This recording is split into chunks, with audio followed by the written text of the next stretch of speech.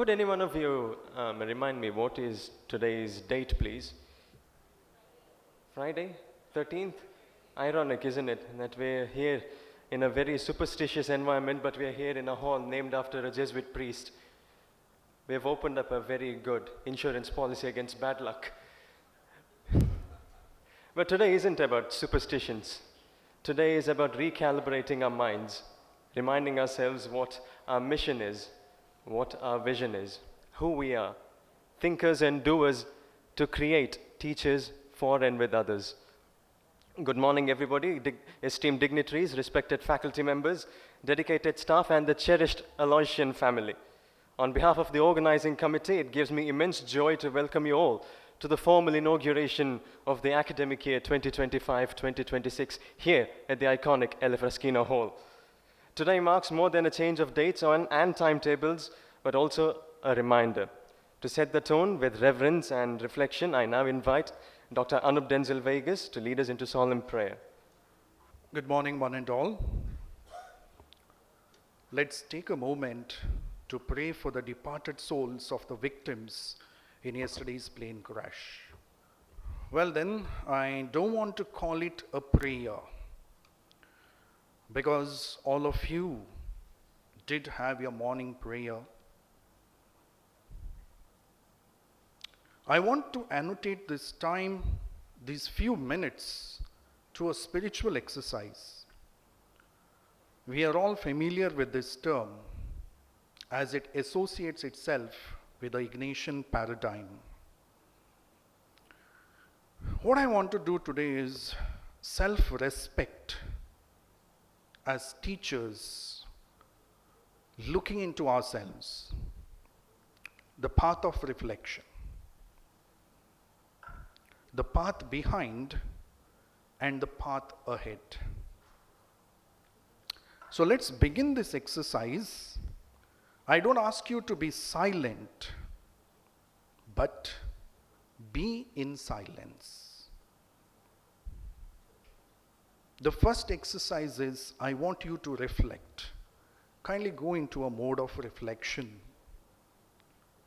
As a teacher, bring to your mind those moments of success, maybe with a student, maybe with an activity, maybe with an exercise that was given to you. In your association, reflect on that one work that brought cheer to you or satisfaction as a teacher.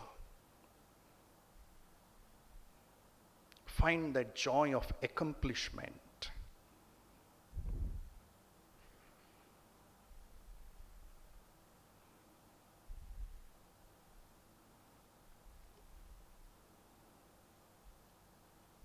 On the other hand, simultaneously, I want you to reflect on your failure. That challenge, that weak point where you regretted as a teacher. It may be a place where you failed to reach out that satisfaction. So there you stand between two odds. It's like walls on your left and your right. One side is success, another side is failure. One side is joy, and other side is sorrow. One side is victory, and other side is defeat. One side is pain, and other side is laughter. Let us humbly bring our prayers to the divine. Let's bring our achievement and victories, our fortunes, our family, our friends, our parents, our teachers who have molded us. Let us remember them and be thankful to God. Let us bring our health, our friends, our colleagues, our students. And I know we were a witness to some of the tragic losses last year. We lost our staff, we lost some of our students. Let us pray that they attain the divine bliss of joy and comfort in heaven. Let us bring our management and officers and all staff. Let them be blessed with good health, safety and protection all through the year. Finally, let us ask the Almighty God to bless the work of our hands as we are in this profession,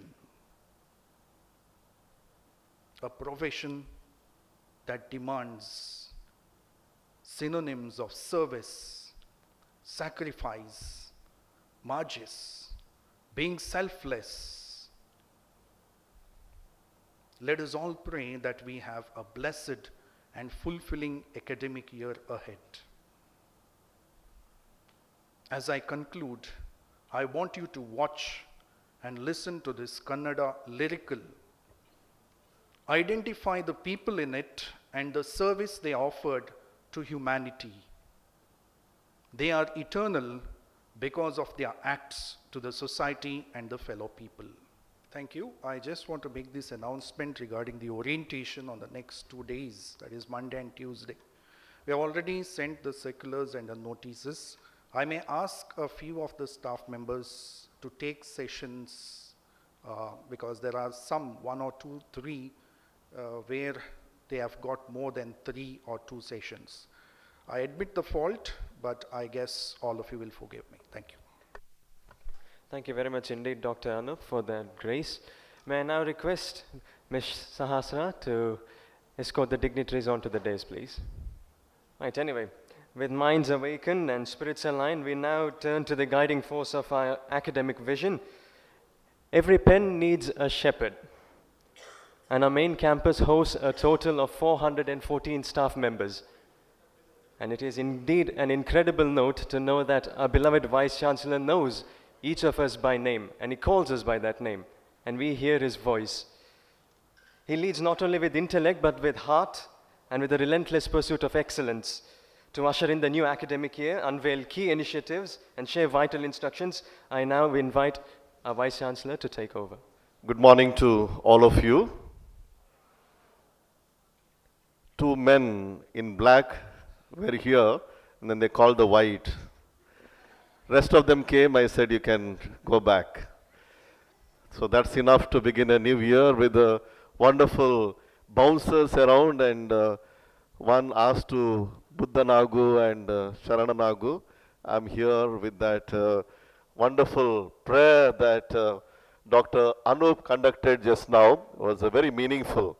One is about the teacher. We are all called to be teachers in this 21st century and the changing world, which is every day happening in our times, and it is the most challenging job that we all have taken up. In a way, it is, I would call it not a profession, rather a vocation. Rather a vocation only would talk about rewarding and fulfilling. These are the words would go very strongly with the vocation that we have chosen. Many wouldn't like to choose this vocation. If you have seen this kind of a vocation was very rewarding and fulfilling in the last 40 years back. Now it is not so, but we are in the game of teaching everyone. If anybody becomes a IT professional or a lawyer, is the teacher who is behind the success of all these students. And many wouldn't like to be teachers in the present times for various reasons. But we have chosen. It is a choice that we have made. And St. Aloysius, we have been here for a very, very long time, making this choice, always trying to fight between the success and the failure, and the rewards that we get, the joys we get, at the same time, sometimes the pains we endure, the sacrifices we make, all for good, all for making humanity very humane. This is the very good vocation that we have got. So we are starting today. On the 13th, he said various things. But today I celebrated Mass is a Very wonderful day for the Christians. Saint Anthony of Padua is the man of miracles. So maybe we have taken a day without knowing today. We are expecting miracles. Yesterday we saw in the plane crash, there was one miracle. Only one survival from British national. And we know how God creates this wonders. We do not know why. We have no answers to that. These are all miracles and mysteries beyond our thinking, beyond our conception. So let us then surrender this academic year to God, to completely surrender and ask for His blessing. As we begin this new academic year, we have spent quite a lot of time. The beginners, the stars are here. They have spent almost about 3 weeks in the university trying to understand the vision and mission, trying to understand the vocation that God has given them and how it is fulfilling and rewarding. And they will begin their academic year today onwards as we all try to understand where we are and situate ourselves and move forward. So that is where we are in this journey. So let us thank God for all that has been, and also let us say yes, that is going to come. So tomorrow onwards for us with this 13th, why we kept today, because tomorrow we got a convocation day, a very important day. Today as we begin the day also there were a lot of showers. There are showers of blessings for us. We take it with that kind of a grace and also move forward. And tomorrow hopefully we'll have a little brighter day for the students when they move into the campus and they will go forward. So we are in the university now. We have finished 1 year successfully with your support and cooperation. And next year also we will have 2 convocations, one of the university and the postgraduate students. And we will continue with one more convocation where undergraduate students still will have a convocation of the college and also the university convocation. So next year onwards, twice we will have this convocation coming and going. So we'll have to prepare for it. Work continues and work multiplies, but I'm sure that you are eager.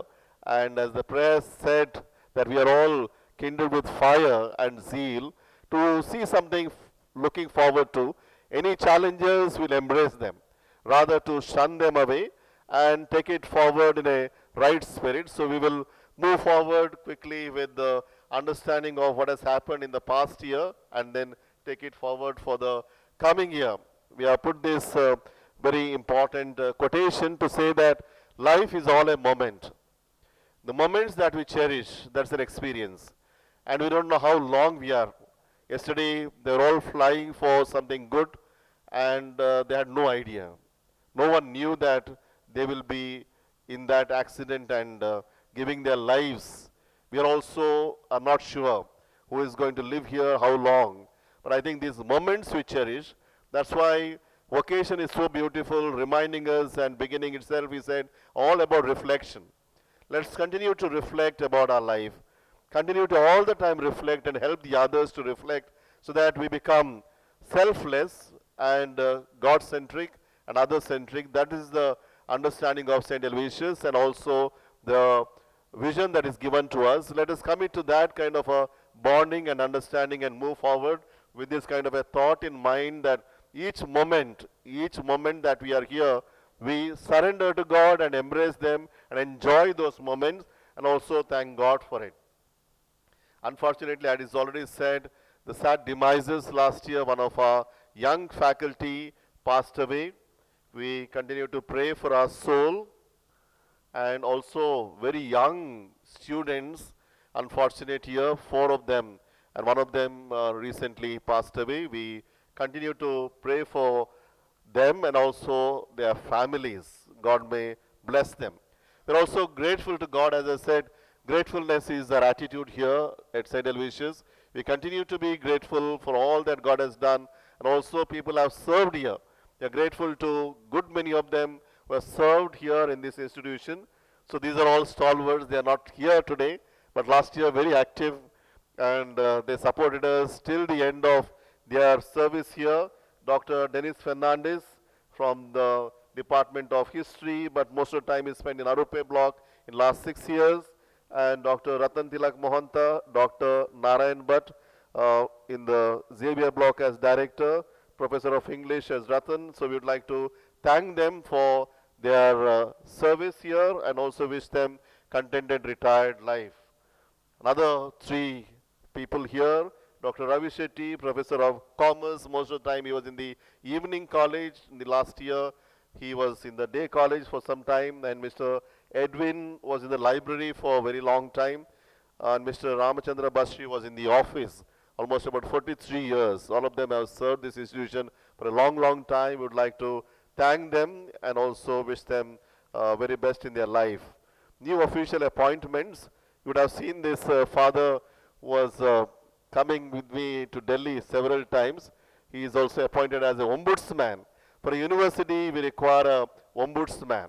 So if there is a conflict between the university and the UGC, there is always a middleman who is chosen, and that is mandatory. So Father Gomes will be that person who will be part of our ombudsman, and you can see very young faces here and bright faces. They are all going to take up the new responsibilities.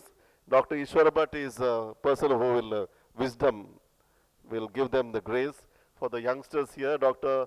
Mamta for BCom programs and Ms. Claret Pereira for BB and BWOC programs. I would like to congratulate them. You can clap. And I also wish and pray for them. They are quite young, but taken up the responsibility of administration. Administration, I keep saying, is not easy. The most difficult part of our life is administration. All the other things can go on, but then they have taken up willingly, joined hands with the management to do this work. I would like to thank them for their generosity and wish them all the best. And directors of very important programs, we are going to start the open and distant learning program. Dr. Ravindra Swamy is appointed as the director for that. As you can continue to clap now onwards, it's always good for health. It always rejuvenates our mind. So we will have the director of IQAC, Dr. Reggie John, and Dr. Rachel Natasha Mary. They've done a lot of work. Also would like to thank Dr. Joyce, who was there for a very short time, but has done a wonderful work. We have now the deans of various schools. Some of them you know, some of them you don't know because you have started new schools. We have got the School of Vocational Studies, Ms. Charlene Menages.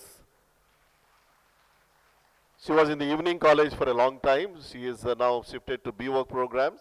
Dr. Farita Vegas, School of Education. And these two are the new schools. You have seen Dr. Ruben was in BD campus. We have appointed him as a Dean of School of Engineering. We also started a new program now, School of Law.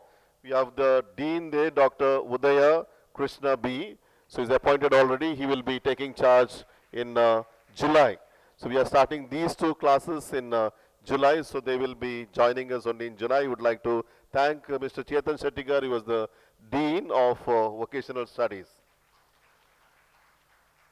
The new appointment also of the Associate Deans. We have got Deans, Associate Deans and the Assistant Deans. So these are the Associate Deans of various schools. Mr. Chetan Shettigar is now the Associate Dean of School of Business and Management. Dr. Anup Denzel Vegas, School of Languages and Cultural Studies. And Mr. Arun D'Souza, School of Vocational Studies. Earlier, the physical education was under the arts and humanities. We have now shifted it to the vocational studies. So he becomes the Associate Dean, and Ms. Delna Dorin Lobo is Associate Dean of School of Education. Would like to thank Reverend Father Melvin Espinto and Dr. Mamta and Ms. Charlene Menages for being the Associate Deans of their respective schools. A new appointment also for the Assistant Deans. Dr. Sandhya Sirsikar from the School of Languages and Cultural Studies. Ms. Aldrina A.M., School of Vocational Studies. And Ms. Sandhya, School of Education. I would like to thank Dr. Anup Denzil and Mr. Harshit for their services as Assistant Deans. Now, the establishment of chairs, not that they are sitting on a bigger chair like me, but then they are working more than me. So that's why we appointed them directly under the Vice Chancellor, so they are accountable to the Vice Chancellor.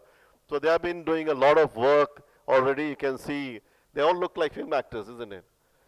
Very good photos, and they are very bright and ready to take up their challenges. Dr. Vaishali Rai is not like Aishwarya Rai. Mr. Manoj Fernandez seems like yesteryears the green hero. He's been doing a lot of work for the social media, wonderful work. He'll tell us what he has done in the past. He has taken it up to another level altogether. Ms. Shanti Priya Lobo, those he has joined recently, has done all the admissions very well. And Mr.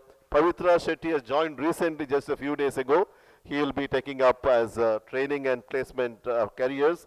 Would like to thank Dr. Jayaprakash Gowda, Mr. Andrew Dias and Ms. Flona S. Sones, all have served us for this important work. Other chairs here, Ms. Charlene A. Rebimbus for the Counseling and Health Sciences, Ms. Ashita Jain Pinto for Value-Added Programs, and Mr. Royal Praveen D'Souza for Artificial Intelligence. Would like to thank Mr. Shimil and Dr. Reggie for their services earlier. They were the chairs there, and they have done their work very well. Now we are coming to the heads of the departments. As people change roles, we also have new heads of the department. So we have Dr. Neelakantan VK as from the Department of Physics, Ms. Sucheta Vijay-Kumar from the Department of Software and Technology, and Mr. Sonal Stephen Lobo, Department of Business Administration. We thank Dr. Ishwara Bhatt, Dr. Ruben, and also Ms. Claret Vinay Pereira for their service as heads of the departments. From the Department of Physical Education, we have got Ms. Nitisha Rodriguez, she is the head, and also Mr. Jerome D'Souza, Department of BA. I'd like to thank Mr. Arun D'Souza for his services as HOD. And Mr. Sona Stephen Lobo as Secretary of St. Aloysius Cooperative Stores, and Dr. Ravindra Swamy as Secretary of Elosian Employees Housing Cooperative Society. Earlier, Dr. Paul D'Souza and Dr. Narayan Mulya served this for a long time. The young ones may not know a lot of service that is done. After 3 or 4 years, you can also become the members of these welfare societies. There are very good societies, have served a lot, and one of it will be celebrating 50th year this year. So this society will be celebrating the 50th year of existence. I think nowhere it would be such a long service as welfare societies. We are grateful for the services of all the past secretaries. They have got bright two faces, both of them like wonderfully each other. So they are together here. Ms. Shilpa D'Souza, Institute Development Officer, and Sister Dr. Jaswina A.C., the Spiritual Director. They'll help one another. Other two bright faces here, Ms. Seema Maria Dikuna, the Personal Secretary to VC, and Mr. Mohammad Umar Khan, the Strategic Engagement Officer.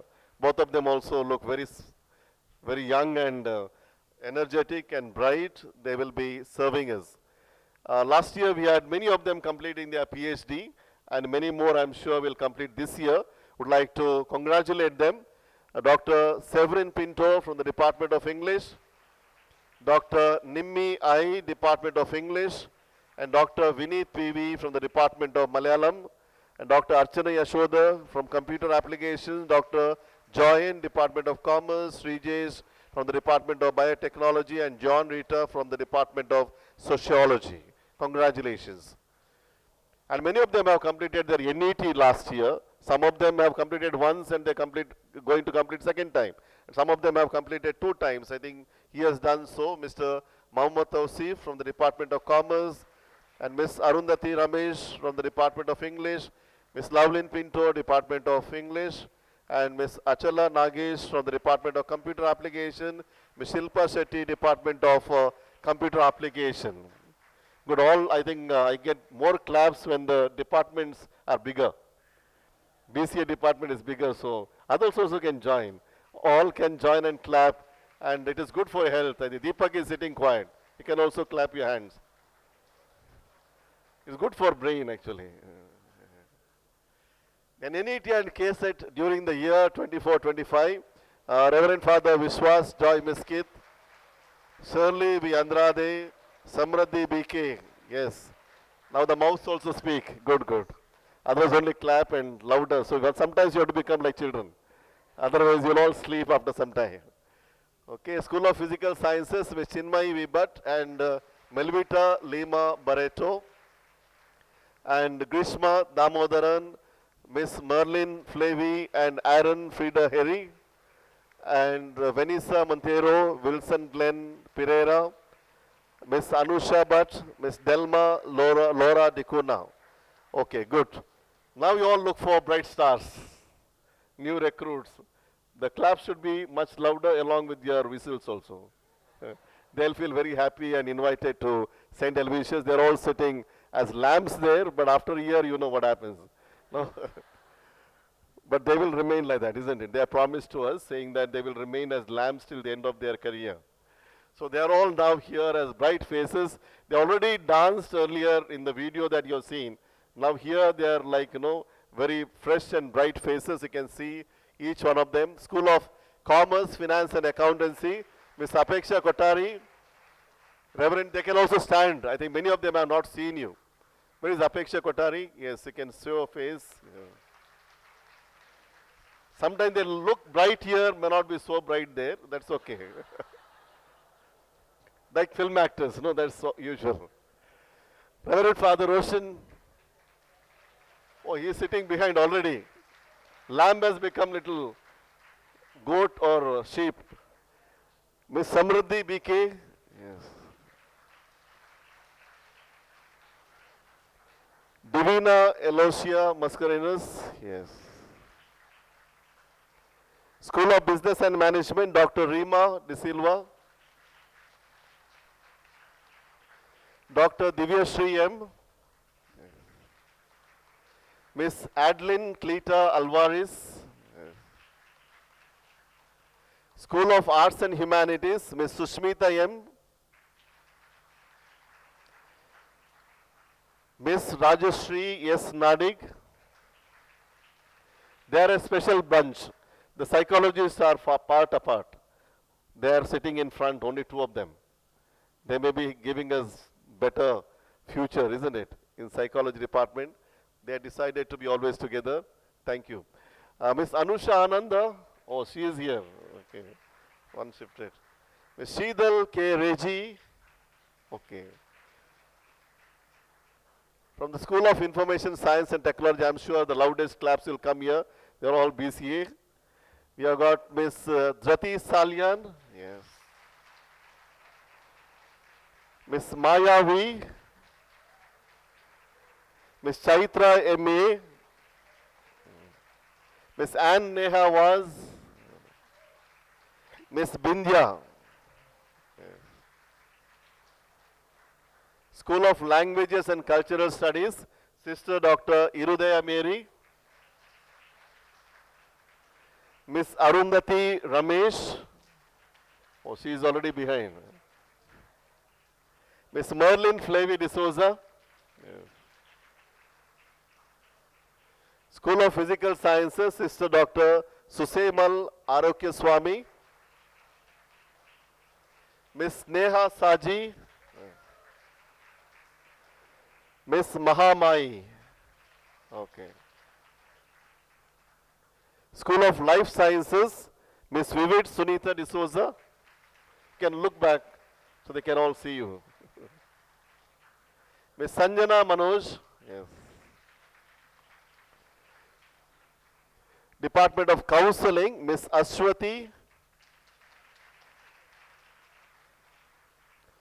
Now, new appointment of non-teaching faculty. We have Sister Maxi Borges. They have come? They have not come, I think. Then Miss Savita Shanti D'Souza, Miss Reena and Miss Melisha. Warm welcome. Mr. Deepak Rodriguez, Miss Vishal Shalin D'Souza and Miss Vinola Vivet D'Souza,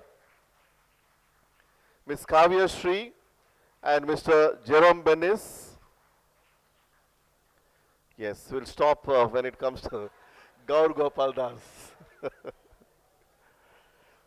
Yes, so he's a dreamer and I always like, my lot of stories are from Gaur Gopal Das. We tried to call him here, but not easy.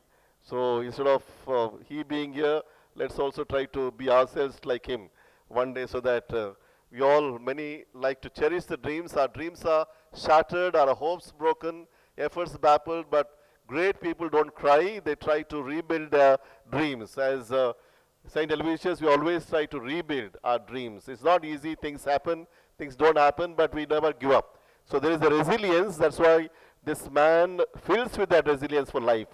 They give life in the times of challenging ways, and so we would like to thank them and also start with our new kind of things that we are doing. We are very happy that we have received a lot of awards and rankings to St. Aloysius. Thanks to all of your support. If not for your support, we wouldn't have received them.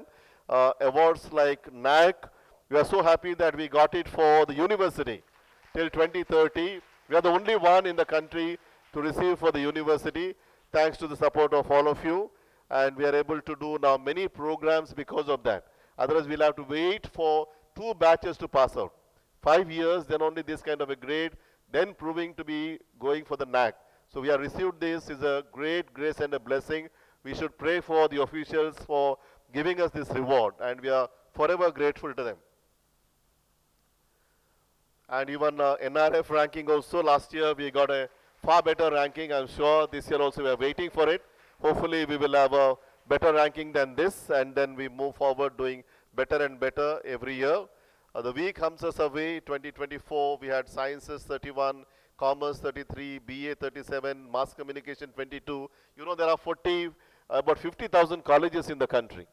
To come within that and be that ranking is something not easy. Okay, so let us clap for ourselves for the work that you have been doing and doing very well, and feel proud for what we are doing.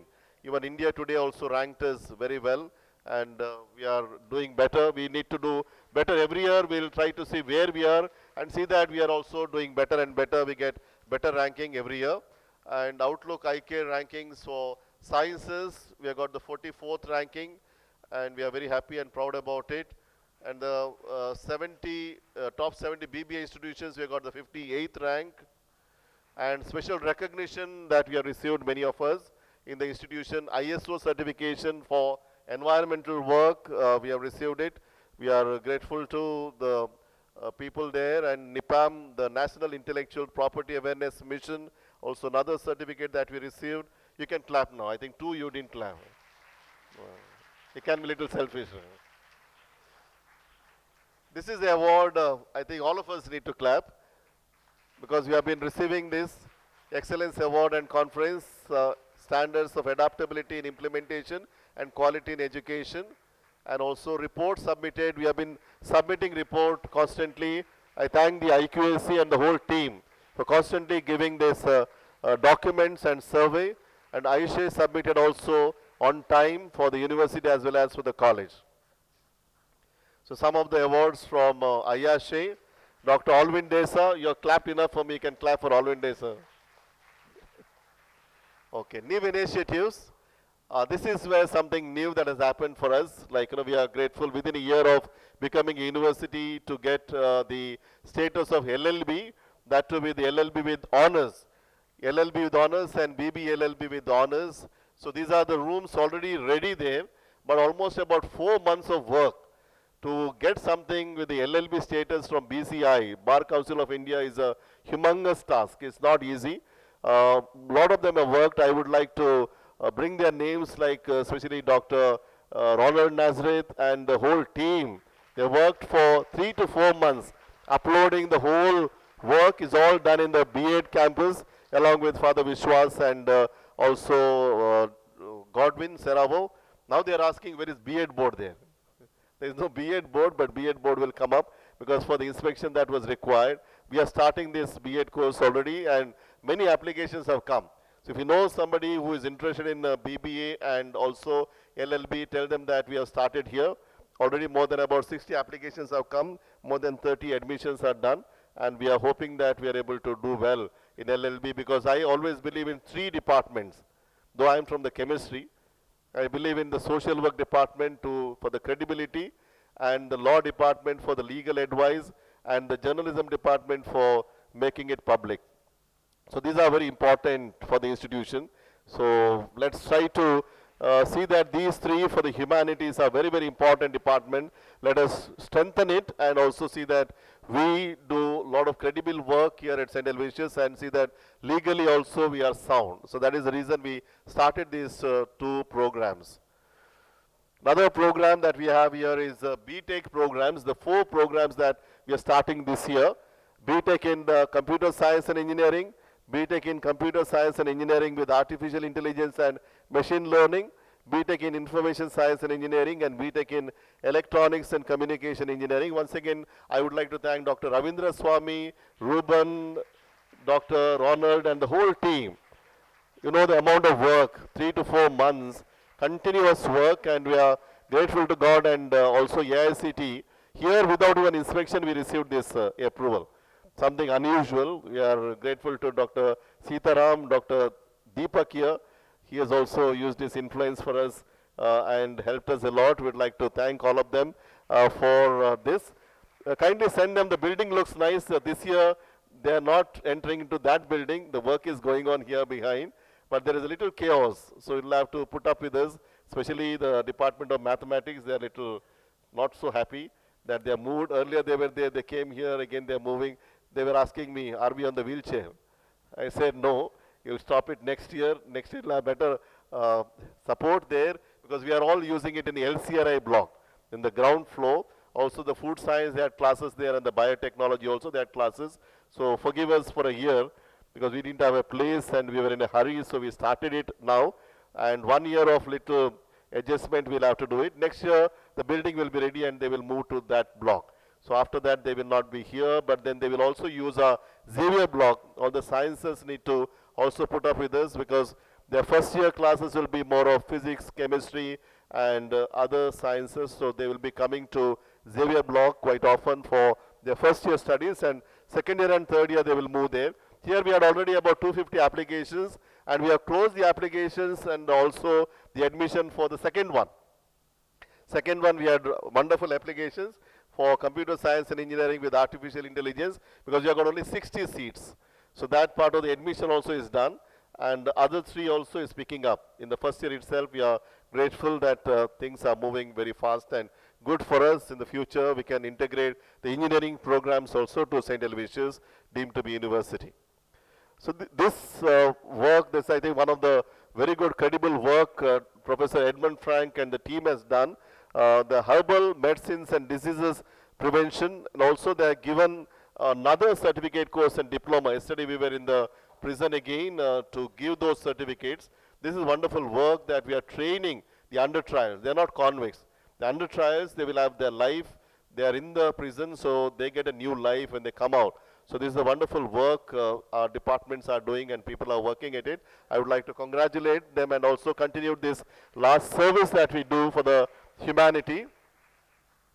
New value-added programs we launched last time, and also diploma programs. I would like to thank Dr. Reggie there. He was the one who was in charge. Now Ashita has taken up, and they are working seriously in this, and we are doing a wonderful work here. And last year we started another very important concern called Center for Peace and Reconciliation. You can see Father there, he is from Cochin. He has taken it up strongly to see that the mission of the Society of Jesus, the Jesuits, of peace and reconciliation continues in all our Jesuit institutions, so we are working towards it. Let's all join hands in their service. And also another important work is Al-Aushadhi Vana, that is herbal garden that we started behind the Sahodaya Hall, thanks to Glavin and the whole team of Eco Warriors for this new initiative. You can visit this, otherwise it will remain as only a monumental piece. So constantly visit, and you can maybe pluck 1 or 2 leaves there and eat, because they are a herbal garden. So it's good for your health, but don't steal anything from there. The university had also 75th year of constitution we celebrated in the university as a platinum jubilee. And the research work that is very important for the university, but doing well, but many are not applying. So Dr. Chandrasekhar Shetty keeps telling me, I keep giving new things, and there's so much of opportunity for the faculty, but very few are applying. We request many more to apply and avail this benefit from the management as well as also from the other important bodies. So last year we gave about 7 staff members 17 lakhs and 14 staff members 26 lakhs, and the student teacher research proposals also were given to us, and also other other bodies, they received research grant from AICTE, ICSSR and SERB, and also minor research project from the Mangalore University. Let's congratulate them. We want this number to increase every year and many more to take up research, because university is all about research and creation of new knowledge. Mr. Dr. Amitabh is here. I think he spent a lot of time with the faculty. He'll be our advisor here. So welcome to you, Dr. Amitabh. So we'll be very much part of St. Aloysius now onwards, and already been part and will be guiding us because he has got lot of experience as a researcher. Would like to see that we also apply for other grants from internationally, also get other accreditation. So far we have been accredited nationally. Would like to go for international accreditation, so he has supported us and he will support us for that accreditation also. Karnataka State Council also has given some support for our students in science and technology. 48 series student project. We got about 3 projects for our student work under the guidance of the professors, Dr. Hemlata, Dr. Asha Abram and Dr. Gigi George. Congratulations. So life is all about collaboration. So we would like to move from our work here and to collaboration. Like Jesuits have 4 C's that always we say. One is conscience, commitment, compassion, and also competence. We are adding 3 more. One is critical thinking and collaboration and the creativity. These are very important, that we continue with the 4 C's to now 7 C's, and in that the relationship is very important. We need to build international collaboration. We are working really hard, and Dr. Roshan is in charge of international and domestic relations. He has built a lot of bonds with our institutions. So now my advice is for the deans of various schools. Most of these MOUs lie there in the cupboards. So you'll have to revive them, make it very active, so that each of the schools have to take it up, minimum 3 of them, and all of you should actively involve. There's so much of support that we get from international and domestic relations. So we need to really make it active and work with them in collaboration so that we constantly grow. And we have got so far about 35 MOUs all over the world which are active. Also earlier ones have expired, so we are trying to revive them this year and make it at least about 60 MOUs internationally. And MOUs with the national institutional industries, we have got about 90 of them. They are very important. We need to really keep them alive and active and do a lot of work with these collaborations. So these are the collaborative activities we had last year. University of Olivet came here. About 25 US universities were here. And Father Melvin, I and Rector and Father Kiran will be moving to US for about a month. So we will be trying to meet as many universities as possible. Here there are 25, we'll be at least meeting about 10 to 15 universities personally and collaborating with them. The Sunni Courtland was active collaborators. We are also going to Sunni Courtland and visiting that university to collaborate further and see that we strengthen the bond. We are also moving towards the Malaysia, thanks to Santosh Notekar and team. They have worked a lot, and hopefully we'll build up a very strong collaboration there too. Their teams have been coming here, and also from University of US and other universities from the US, the people were here. From the Japan, the University of Sofia, their faculty members and the students were here. Thanks to our faculty for interacting with them. And this is another MOU very special with the Bandipur Adavi Alert Foundation. We supported them with the two EV bikes for patrolling, and some of us have gone and come. If students or faculty members are interested, they can come, go there. Mr. Kiran Vati is very much involved in this work. You can, where is Kiran Vati? Okay, he's here. So most of the time he spends there with the tigers.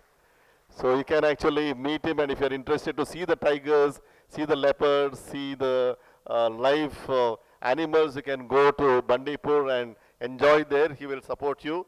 And that support we had given with ISDC. We had another program with Joseph's Engineering College. Miles Education, we have started 2 new programs this year. BCom with CPA, that is for the US like equivalent of CA, and also BBA in branding. In collaboration with Miles Education Institution, we started these 2 new programs this year. District Prison Mangalore, we have also collaboration with ICYM, IBM India. Lot of certificate courses are available from IBM. We'll be taking it up, and Board of Apprenticeship for Training. We've got a BBA, BCom program which is embedded, actively involved in this boat training. These are the other MOUs that we have been doing with Infosys and Jubri Consultancy, Sierra Learning, and Manashanti Counseling Center, Nitte Technology Enabling Center. Shall we stop for a quiz here?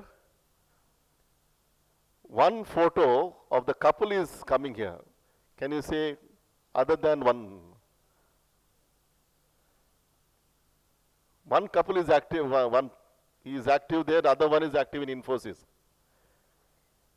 Shweta Raskina and Neil Raskina. So I was suddenly wondering who has put this team together. So anyway, just for a relaxation, I asked this question. So she is very happy with it. Thank you. So MOUs with the other institutions, here with Innovative Market, NCBS, Sri Mallikarjuna College, and Kanachur Institution, Harriet Watt University, Malaysia, CODP, and Paddy Ballard, and also MOUs and activities with Judson University, Deeds, and Plastic for Change India Foundation, and Vinith Di Costa and Associates. Bethany Society, Shillong. See, our team, 2 of them, Dr. Reggie and Ayush Kotari, they had been to these places and they connected with many institutions. Hopefully these MOUs will help us from next year onwards. We'll be able to attract many students. So they had with Bethany Society, St. Anthony College, St. Peter's Higher Secondary School, and also Marian Hill Higher Secondary School. They had already collaboration. Visits to St. Aloysius, these are the people who visited St. Aloysius. Now many groups are visiting us, so that we can also train them, we can also collaborate, share our experiences with them. We are inviting many of them. One is from the Department of Chemical and Engineering, University of Putra, Malaysia, Carmel College, Goa, PA College of Engineering, Sophia University, Japan, Food Science students, GM University, Davangere, Library and Information Science students from Mangalore University, and these are the people have been visiting now recently. Ranchi, the college had come here, 18 of them. Faculty trained them and also shared our experiences of becoming a university. Now the staff excellence, our staff has been doing extremely well. Today we are also launching 5 books. Before that itself, there are so many books they have been writing. We are grateful to them also, would like to congratulate them for the hard work. Ms. Vinola Sandra, Ms. Charlene Menages. The claps have reduced. Now we can be louder. Ms. Rakshita K, she has written 2 books. Professor Edmund Frank written 2 books. Florin Shilome Sons, Dr. Vishwanath Badikana, Dr. Sylvia Rego, and Ms. Leelu Kumari and Dr. Sandhya U. Sirsikar.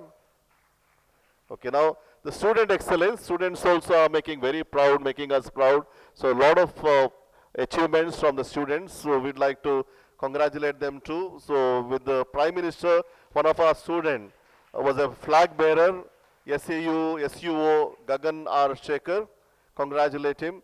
Another student, CWO Steve Richard, was also the part of the air wing.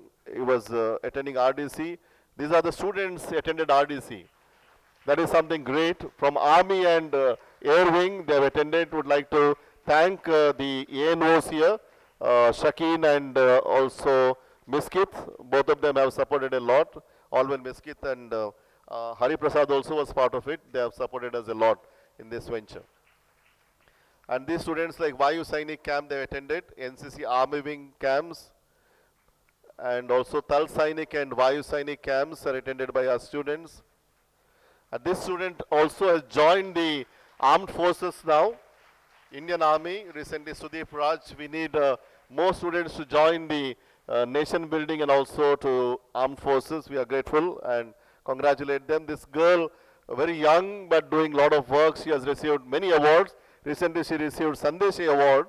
She wants to make a Guinness record for 24 hours of Bharatanatyam dance continuously. She's been preparing for it. Let's support her. Hopefully this new achievement will come this year. There's one more boy, Mr. Shibin Shibu, also got India Book of Records 2025 from the Department of Mathematics. Congratulate him. And many students have completed their CA. 3 of them have completed. This one is from ACCA. Many students have completed their ACCA. Now they have become ACCA affiliates. Would like to congratulate the department and the students. Number is growing every year and also the ranks also are increasing. That means you are getting good students and also training also is excellent. These students have cleared their US CMA examinations. And this girl unfortunately cleared her prelims and mains for civil services, only lost by 10 marks in the interview. So that was, we were hoping that she would clear. She is writing again and hopefully they will like to clear. And this year the number has increased. We used to have about 30 students for civil services. This year already there are 50 students who are interested. Many students who join us are interested in civil services. Let us support. This is a very good venture. We need more and more students to become civil servants in the society. And these students also got this summer fellowship. About 3 of them. I would like to congratulate Ms. Satna, Vandana Raskina and Calvina Ancilla Pinto. And these 3 students, Pooja, Mariam and Rinisha and Shika Arun. These students have been to Tanzania with the support of Dr. Shweta Raskina and the team. Last year they went and also supported the work there, and this year I think 3 of them have gone. And continuously we will have international internships from MSW department. Would like to congratulate them. They have done extremely well. And we would like to have more and more international collaboration and also have international internship. These students cleared their examinations. Online foundation course in mathematics, Chirag and Glenn Fernandez. These are the placements. So our students have been getting very good placements in good companies and good package.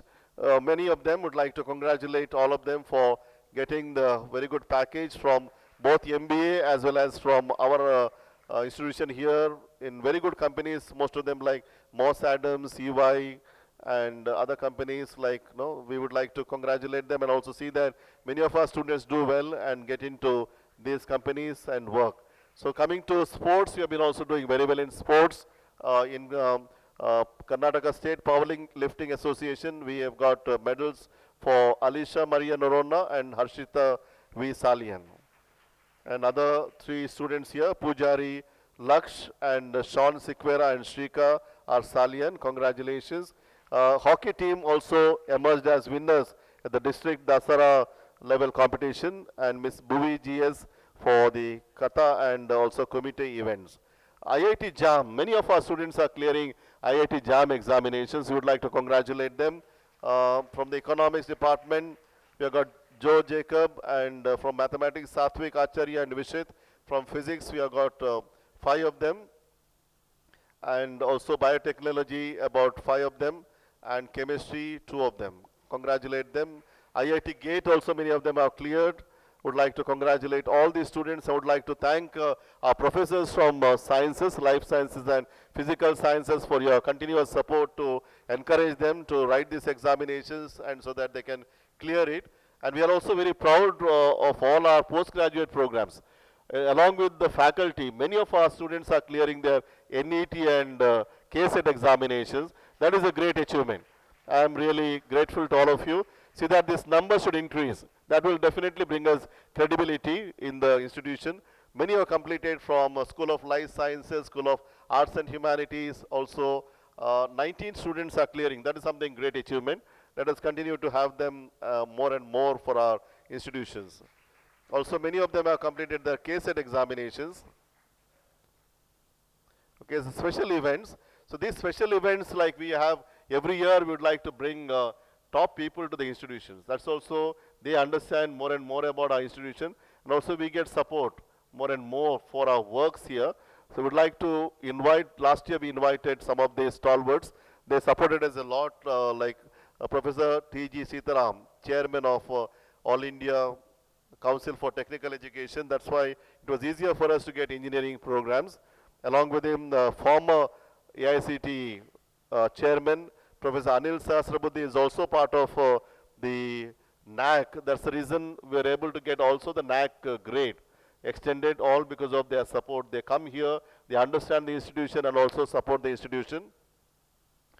TEDx, yes, we have got great speakers coming in, but then very few of us, faculty members, are trying to be part of that. We have introduced the students as the TED speakers. This year we would like to introduce one of the faculty members as TED speakers.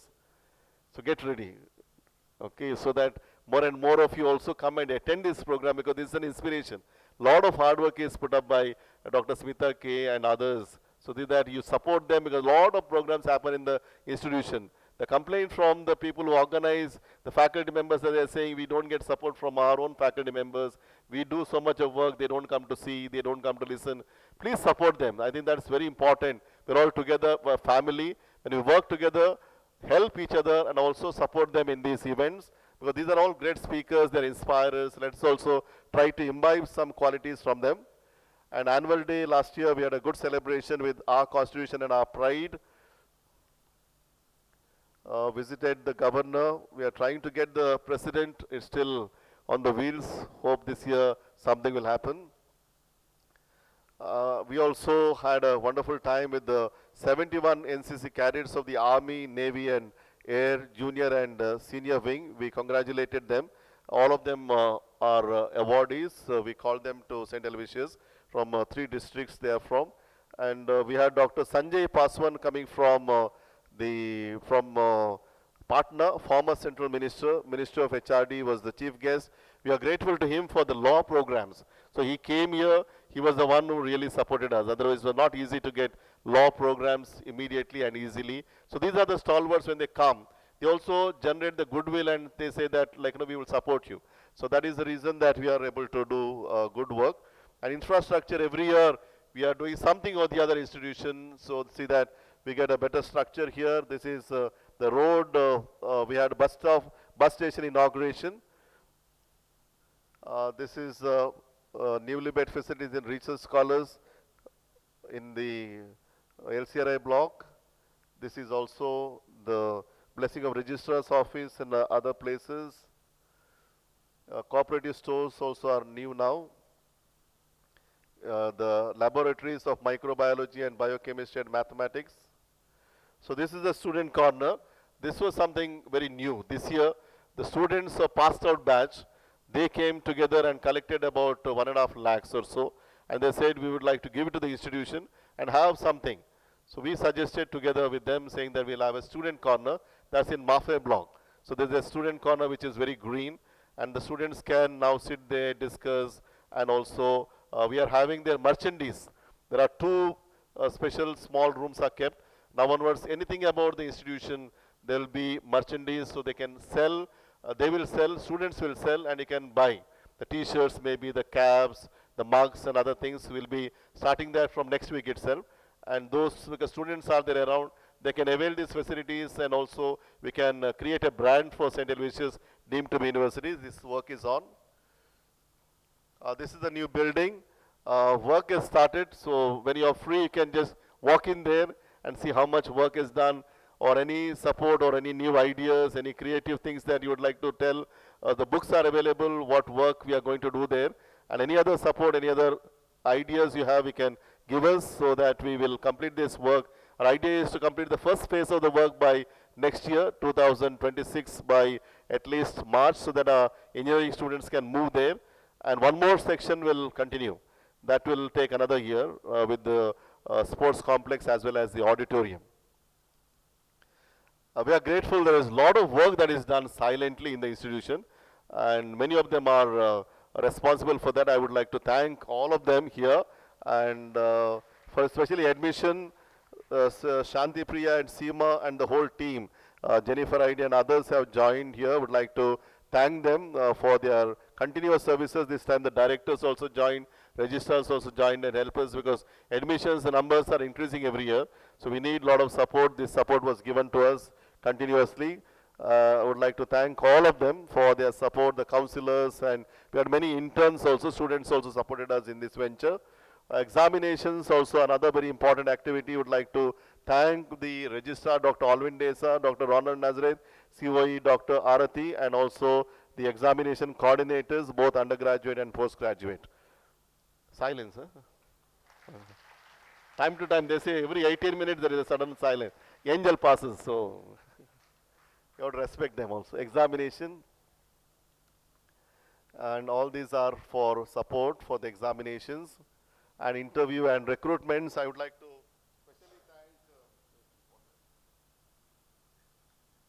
especially thank Ms. Sahasra Rao and Dr. Dinesh Naik. They have done a lot of work.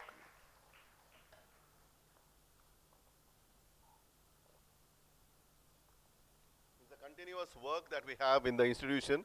So they have been doing a wonderful work. I would like to especially thank and also all the directors, heads of the departments, management representatives, and subject experts and resource persons. College magazine committee, our magazine is very good. Hope you are reading it and also very creative. A lot of work is done by this committee. College annual reports, that's a very good work. Dr. Arati has been doing every year. Would like to thank her especially and congratulate her. It is not easy. The book is getting thicker and thicker every year. College calendar and handbook, Dr. Santosh Govias. He has been doing a work, I think only he can do it. Because he knows how to go after people and do it. So, where is Dr. Santosh? So, thank you, because with the limited mistakes, he does that work and in a short time. Very good work that he's been doing. Also, prospectus, now we got a new prospectus. The very good support that we are getting from Dr. Mona Mendoza, Dr. Join, and also sister has joined them. Would like to thank her also for her services in this work. Competitive examinations, a lot of them happen. This team with Dr. Ravindra Swami, Ms. Premlata, Arjun Prakash, and Denzel and Royal have been working with Godwin. Timetable committee is not easy, so this team is working round the clock. Would like to thank Dr. Aruna Kalkur and the whole team for working. Survey reports, this is not easy. Every time like new surveys come, new work, faculty has been saying how much work to be done in the institution. So constantly you will have to send the reports. You have been doing it. Would like to thank you all for your continuous support. And the organizing for the orientation for the first year students, like on Monday and Tuesday when they come here, they have been doing a wonderful job. Dr. Arun and Dr. Anup Denzel and Dr. Santosh Govias with the team would like to thank. Now they have made it very professional. Each of these things they have meticulously written there what has to be said for the students so that students know about our campus culture. Now coming to the admission updates. This year admissions have been far better than earlier years. So we would like to thank once again for your support. Usually we get more number from the student who pass out and students who are here rather than from the advertisement others. So that means you are treating them well. So our students are treated well. They go around and say that St. Aloysius, they get quality education and also a lot of activities, a lot of ways of building their lives. So I would like to thank you. That's the reason our admissions are very good. But in some courses like BSc has picked up now and BA has been little low. Maybe we will have to come together and see why and what can be done with the BVOC similarly. Engineering and law, though we started this year, we got a good admission this year itself. Academic highlights, now we got about 11 schools. We started only 1 year ago by combining UG and PG. Lot of progress, lot of goodwill among the faculty members and doing a wonderful work. Now I would like to make it a little further by having the advisories for each of the schools. We have met already with the dean. We have selected some members of the advisories. So these meetings will happen at least 3 times a year along with the minutes because they'll write down, they'll get new ideas from the best of people in the world and also get their ideas and to see that we incorporate something into our curriculum, into our studies. So that is the major work that we have taken up. This is the number of our faculty at this moment. Quite good. We have got about 290 faculties. Number of PhDs about 111, not crossed still 50%. We are still only in 38, but the other number looks quite good. The pursuing PhD 144, most likely every year at least 30, 40 will clear. Out of that we will get this number increasing. So that is what our work is. Not registered, yes, we will be meeting them personally. We have noted them down. Before we meet them, I think they can already start their work. That would be better. And PhD guides, there are 62. I think number will increase a little more there. And faculty experience, average experience is 12.18. There should have been 15 would be a good number. And professors, there are 16. Associate professors, there are 40. Assistant professors, there are 200. And teaching staff assistant again. So that's also a concern. About 34 of them are there. So before we meet them, they can already start their work. We already know them, who they are. And we will be meeting to see why they can't clear their KSET or NET, or why can't they register for their PhD. So there are a number as a university, we want all of them to clear and all of them be qualified so that we become a greater university. There are already professors of practice, about 6 of them. Would like to increase. I told all the schools, deans there, at least they should have 2 to 3 professors of practice. And they will give us the names and we will also appoint them as professors of practice there. This is another important activity that happens in the institution. Academic performance indicator. We started about 3-4 years ago. Some of you are doing an excellent job. Some of you are not uploading your document. So that has to be done before February. So the performer to the HR office annually by February it has to be done. And those who would like to see, we have done this performance every 5 years you will get into another stage. But if you would like to get in within 4 years, then you will have to do the fast track. That is available. We want many of you to get into this fast track, okay, because that is something very prestigious. So within 5 years, we can do it 4 years, you will reduce 3 years. By the time you become professor, you will reduce 6 years. So that you can achieve better things. And we want many of you to take that as a challenge and come forward. And the promotions are happening as we are done it now, and hopefully all of you take this seriously and work for it. Value added programs, now we have got 138 and there are 19 diploma programs in the institution. Would like to add them also. Many other people are coming forward to tell us that we would like to have more and more such programs, because this will be a value addition to our students. Swayam courses, as I said, certificate courses are all for the first years, is a mandatory. One course, all the students, both undergraduates as well as the postgraduates have to take it. Swayam was a new addition. This year onwards we'll be doing it. So thanks to Ms. Premlata and the team for working it out. They are meticulously worked out. Now this is a challenge. We do not know how to go about it. Hopefully with your work, already a lot of theory, lot of work is done. So practical will be getting down this year. So we would like your support. This is a mandatory for the second year students, only for undergraduate students, not for the postgraduate students. And 2-3 credit courses they will have to take it. One in the 3rd semester, one in the 4th semester. Hopefully the examinations will be conducted here itself. So all of them get their certificates from Swayam. This is a little concern. We have got online systems like the Student Connect, but many of you are giving the attendance on the same day. Some of you are not doing it. So we hope that you do it, because we will have to follow up with the students. If you don't do it, we can't follow up. At the end, they will have also the problem with the attendance and they don't come to classes regularly. If we become strict, if we start following discipline activities, the students can be also helped. So my humble request to all the faculty members to see that on the same day, if it is possible, immediately within the same class itself, if we do this, put the attendance, we will be able to support the students. This is one concern that I am bringing before all of you, so that we ensure that the students do not face attendance shortage.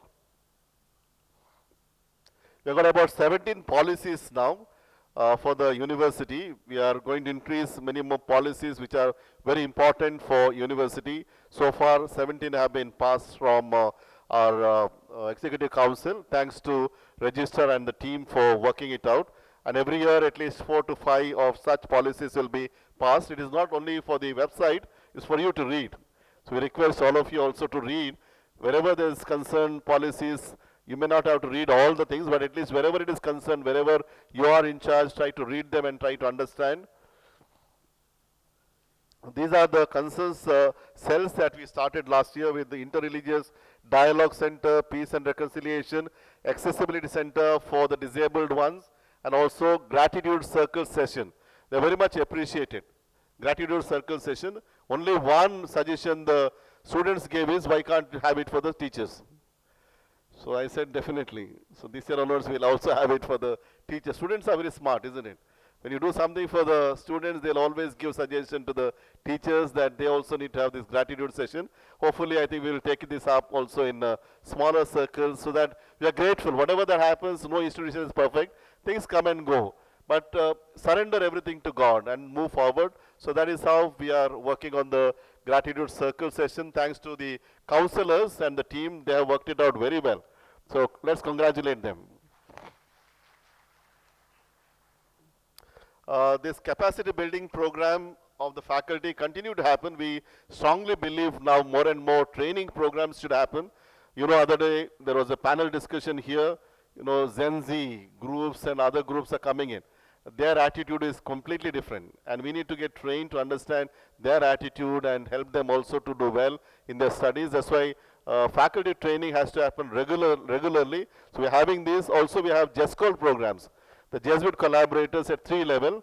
For the beginners, here it happens in the institution. And again, the JESCOL 2 happens in Bangalore or other places. JESCOL 3 also other places. How many of you have completed JESCOL 2? Can you raise your hands? Good many of them have completed JESCOL 2. JESCOL 3? Okay, good. So now onwards we'll be sending more and more for the JESCOL 2 and 3. Get ready for such programs so that you understand better of the institution and also our vision and mission. Section 8 company, we just launched it recently. This is very important for the startup programs. You should all be aware of this. This is a very important Section 8. It is a non-profit company. We started it only for the startups and the incubation. The students should be encouraged. We'll have more and more programs for this, and students have to start some kind of a startup, because 2 things are important. One is placement, job seekers and job providers also. Need to have many job providers so that our economy grows. It helps the society, helps our district and our region. We need more and more such students to come forward. Alumni chapters, so we were in Dubai recently.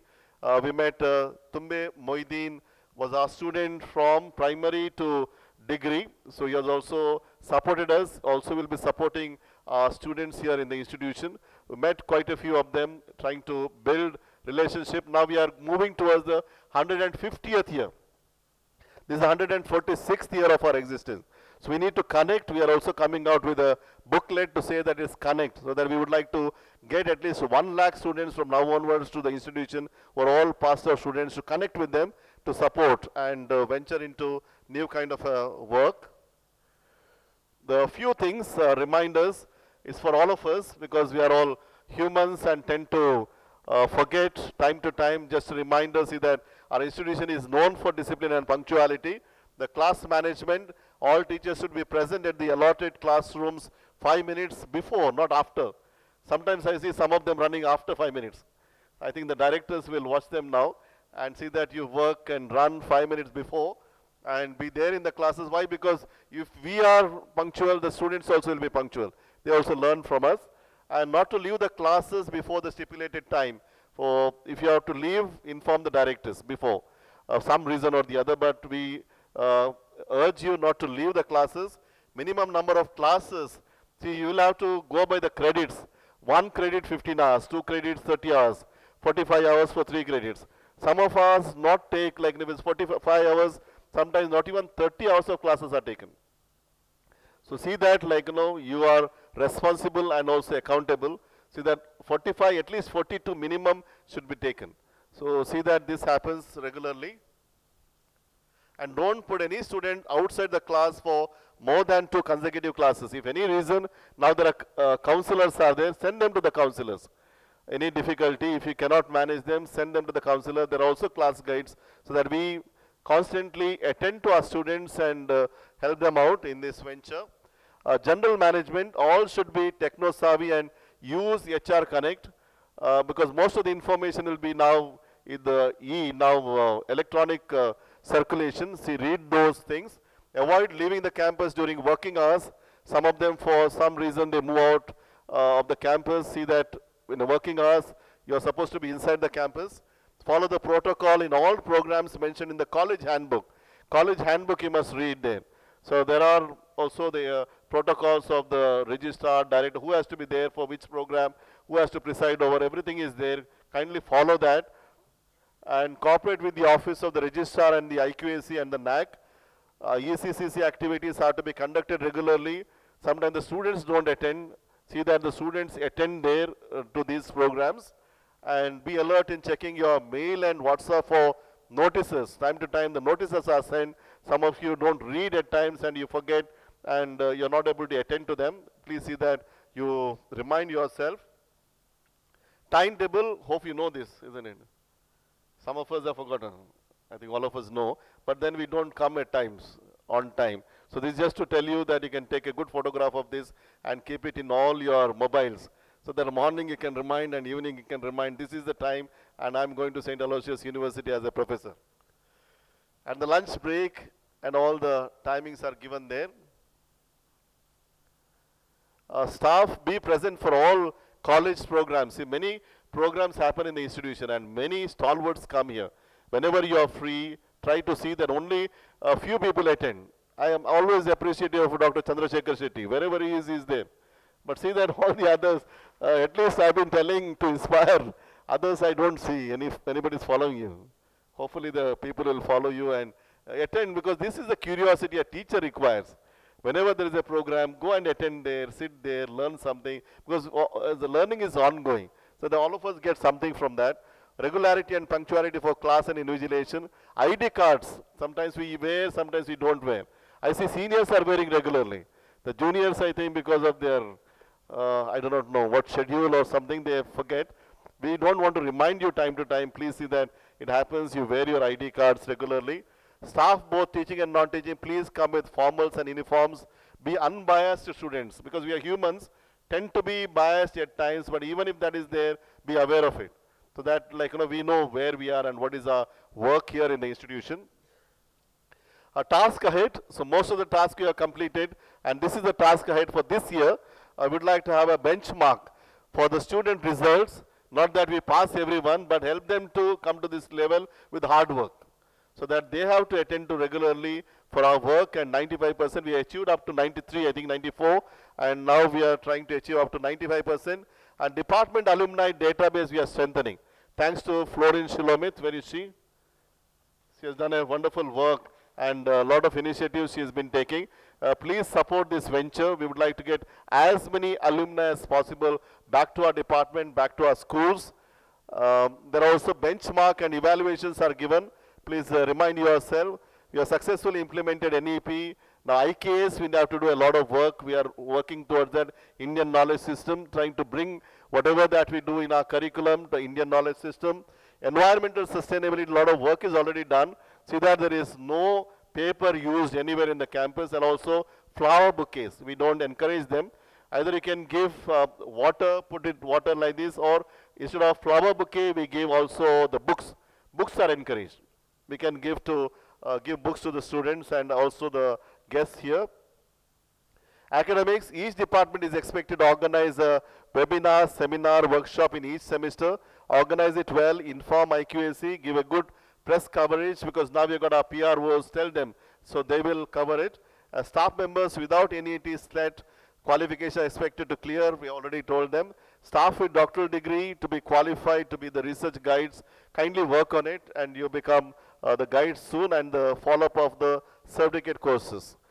This is, we started with the IQAC recently with the evaluation. This is a wonderful thing that we have now. I would like to thank the IQAC for coming out with this wonderful format. You remind yourself about this date. So first phase we are completed. For both the semester we'll be evaluating. So these are the days. Department evaluation from December 1st to May 31st, the phase 2. Every year there are 2 evaluations will happen for the schools. Dates are given. Departmental evaluation sheet to the HODs to be given on June 14. Last date of submission from HODs to the deans is June 30th. Consolidated data July 10th, and data validation, school-wise audit, and also school evaluation. Dates are given. Okay, July 21st to July 30th we will be moving. So kindly remind yourself. Maybe these photographs you can all take. The deans especially, remind yourself that we'll also send you. So these are the dates we will definitely meet you to understand where we are. So we are putting the benchmark and trying to see whether we are reaching there. With the statistics, we should be able to reach. And once you become part of it, initially it may become little difficult. Once it become part of it, we all work towards it. These are the new programs introduced. About 12 programs last year we introduced. BCom, about 4 programs, BBA 2, BVOC 1, BSc 3, and also Masters in 2 programs. We'll be introducing many such programs. If you have to introduce any program, the deans have to give us this information before August. We'll also be starting this new online programs for this academic year itself from July 20th. So these are the 6 programs we are starting: BBA, MBA, BCom, MCom, and also BCA, MCA. The more students might join. And Dr. Ravindra Swamy is the director for all these programs. I'm sure a lot of work will take place and many students will join the university. Last year we had put as a prospective plans as new programs, School of Education, School of Law, School of Engineering, all that we have achieved. This year the benchmark is of these 3. Open and distance learning, we should be able to achieve another 2 weeks time, we should be able to get the approval. Already we have sent the papers, we have not got the approval yet. School of Advisory Committees are constituted with these meetings, we'll have to strengthen them. We'll work on that, that is other work. And creating and executing the IDP, Institutional Development Plan, is very important. So we will be working towards that and we'll complete that work in 6 months. We'll have to put that up also on our website. It's one of the mandatory programs. We'll be working, there's a major work that we'll be taking up. Also for the FEST, we started last year, the FEST for the PUC as well as the degree students. Somehow we have not identified 50 PUCs and 50 degree colleges. We'll be able to do that this year and start to work towards that. So these are the important things that we have in mind. Okay. Now last thing that is pending is about, last year itself we have put this as, apart from the advisories for the schools, we also have 5 advisories, important programs. That is, one is about the financial management, research, curriculum and industry engagement, admission, promotion and new courses, startups and entrepreneurship engagement, and domestic and international twinning or joint degree programs. We'll have to have more and more twinning programs with the other universities. We'll be working towards that. If you know somebody in this field, kindly give us the names so we can have the advisories even here. Would like to do so that we can get a lot of ideas. We need more and more ideas to grow. That is what we are looking forward to. And this is what we require. The best way to predict the future is to create it. We have created many things here. Now I think we'll have to create many, many more things in the future too. Would like to thank once again for all your support. I think you have listened to me for a very long time. I think I'm on time. 10:45 is supposed to be ending, I think. 10:43 now. Would like to thank for silently listening, and I'm sure that you're not bored. Sister is speaking. So let us create more and more things, and I wish you all the best for the new academic year. I would like to thank profusely for all the support we have been getting here, for the administration as well as the management. God bless you all. Thank you very much indeed, Father, for the key initiatives and for sharing the vital instructions we need to follow. Outside to kindly once again take your seats in amongst the audience, please. Let us now lay back for a while and take in the delightfully unprepared session. It was all a bit helter-skelter yesterday, so we move on to book releases. And we have quite a bit to do here, and we're very proud to have 6 books being released today. These books span genres. Some may change minds, others may change menus, and a few may look very nicely on the coffee table. And all, however, represent time, thought, and just the right amount of existential dread. Anyway, first up, St. Aloysius, deemed to be university, is proud to present a series of books, and now I request the dignitaries over here, Reverend Father Pravin Mates, Vice Chancellor, Rector, Pro-Vice Chancellor, Registrars, to kindly join us on stage, please. First up, St. Aloysius, deemed to be university, is proud to present another artistic masterpiece in the form of the book Chronicle of Excellence. The book traces the 145-year saga forming men and women for and with others. The compilers and editors have revisited the milestones and the timeline of the inception and evolution of the university from various sources like the archives, Centenary Annual Magazine, University Library, the Mangalo magazine issues, and on Eagle's Wings by Father Prashant Martha, and many more. It is a fruit of the hard work and meticulous work put in by Sister Dr. Jaswina AC, the spiritual director, and of course, Dr. Alwyn Desa, the registrar of the Autonomous College. By far, this historic documentation is intended to be the most authentic. It will be a source of data on the origin and growth of this prestigious institution for the past 145 years. As we thank the compilers and the editors for their selfless service, I request Sister Dr. Jaswina to come on stage to present the Chronicle of Excellence to the dignitaries for the release. Please grace the stage.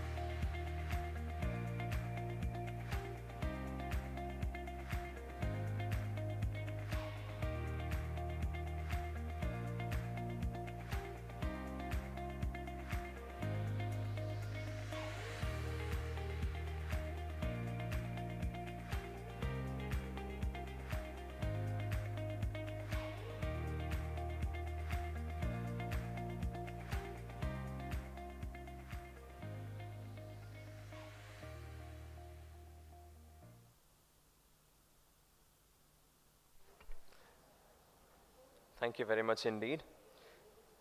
Next up, we have Beyond Good, How to Be a Great PhD Supervisor by Drs. Amitabh Anand and Edmund Fernandez. Dr. Amitabh Anand is a professor of management and entrepreneurship at Excelsior Business School, France, and research fellow at Cornelius University of Budapest, Hungary. He holds advanced degrees including a PhD from Neoma Business School and an HDR from Marseille University. A distinguished academic, he was the only European named in Poets and Quants Top 50 Best Professors in 2018. He's an affiliate researcher at Aalborg University of Economics and Business. His awards include Best Reviewer and Best Paper honors from prestigious bodies such as the Academy of Management and the Academy of International Business. He has published over 50 peer-reviewed articles, with several appearing in the Financial Times Top 50 journals. Dr. Edmund Fernandez is a consultant in preventive medicine, CEO of CHT Group, and honorary director of the Edward and Cynthia Institute of Public Health. He also serves as an assistant professor at Yenapoya deemed to be university and adjunct lecturer at Gulf Medical University. A recognized PhD supervisor, Dr. Fernandez has held advisory roles with the United Nations SCAP and has a senior fellow at the Atlantic Council, Washington, D.C. He is an alumnus of the U.S. Department of State and a prolific writer, having authored 4 books, over 250 media columns. His work in public space has impacted over 5 million people across communities with a focus on mental health, resilience, and health system reforms. He is a sought-after speaker delivering keynotes and workshops globally. And as we head towards the book release, I request the distinguished gentleman to come onto the stage.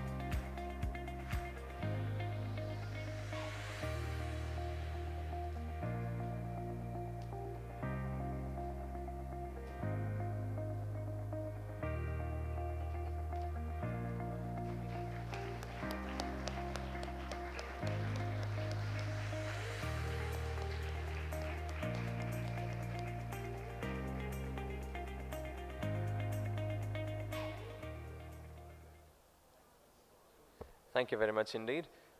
Coming up next is the handbook on PhD programs by Dr. Chandrasekhar Shetty from St. Aloysius deemed to be University.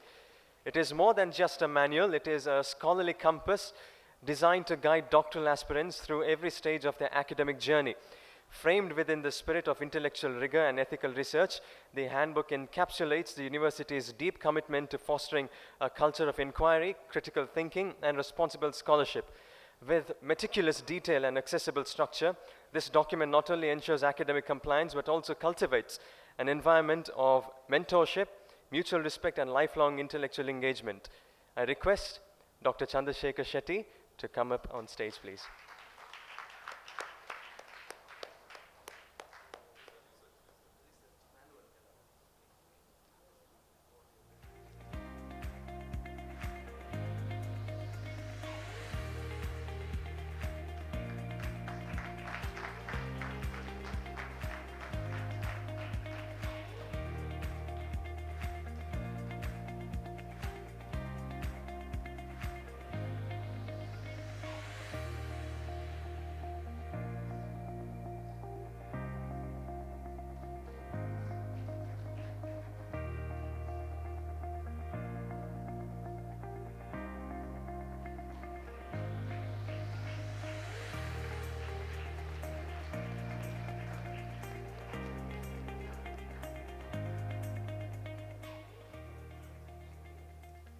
Thank you very much indeed. On record next is the Gratitude Journal, an initiative of our Vice Chancellor prepared by the Department of Counseling.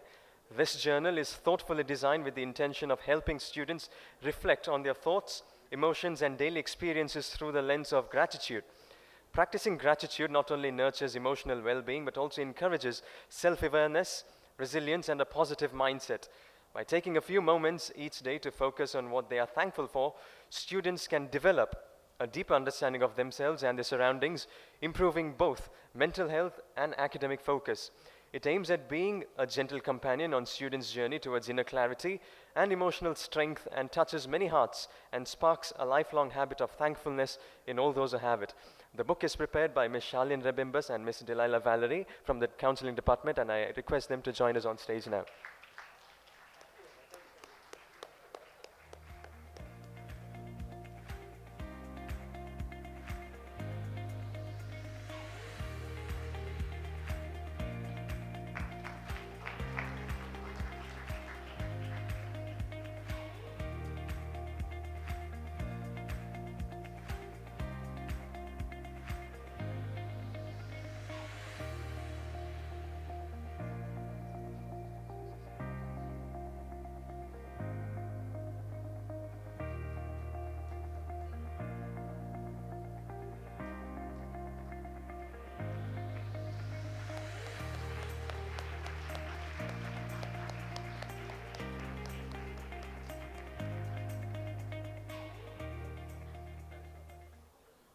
Thank you very much indeed.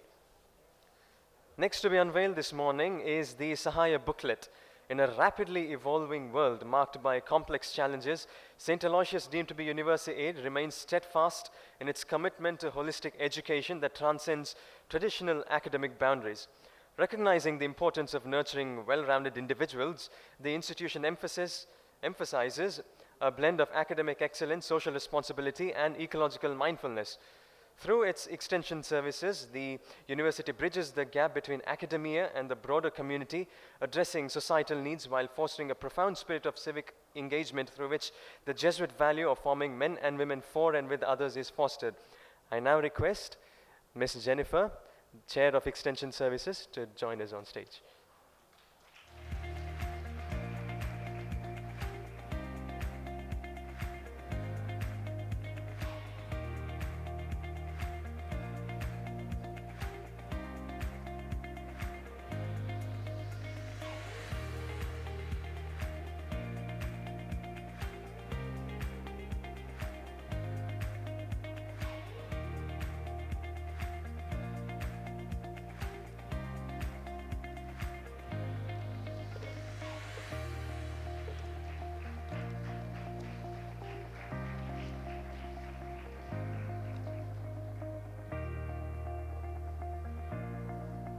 Thank you very much. And finally, the very first edition of the Sambrama booklet, a celebration of excellence, commitment, and scholarly brilliance. Initiated in 2013, Sambrama has grown into a proud tradition at St. Aloysius deemed to be university, honoring the outstanding achievements of our dedicated staff. Over the years, it has stood as a symbol of appreciation for academic pursuit, innovation, and the spirit of service. This publication captures the richness of our academic environment and showcases the remarkable work being carried out within our institution, including research publication, books, book chapters, patents, funded research projects, PhD awards, net case at clearance, qualification upgradations, artistic contributions, and years of dedicated service. May I now request Ms. Jovita and her entire editorial team to join us on stage, please.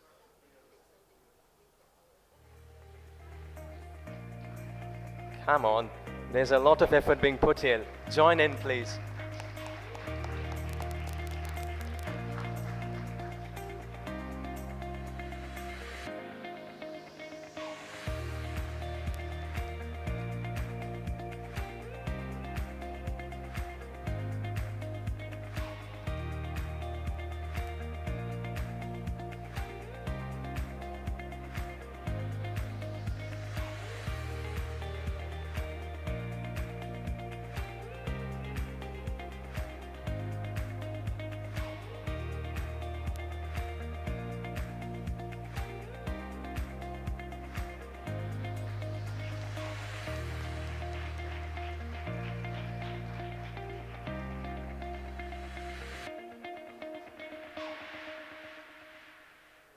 And now while we move forward, I'd like to give you a little story.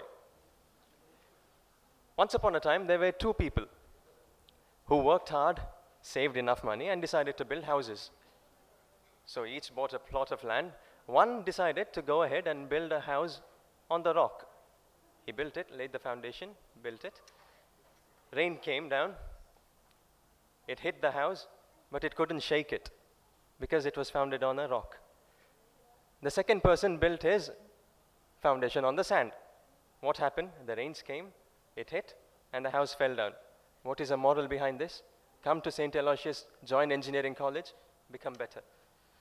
And so, as we gather, it is time to reaffirm the bedrock upon which our aspirations are built and the value that gives our mission meaning.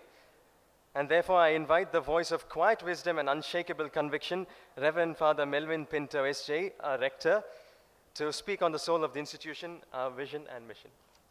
Good morning to you all.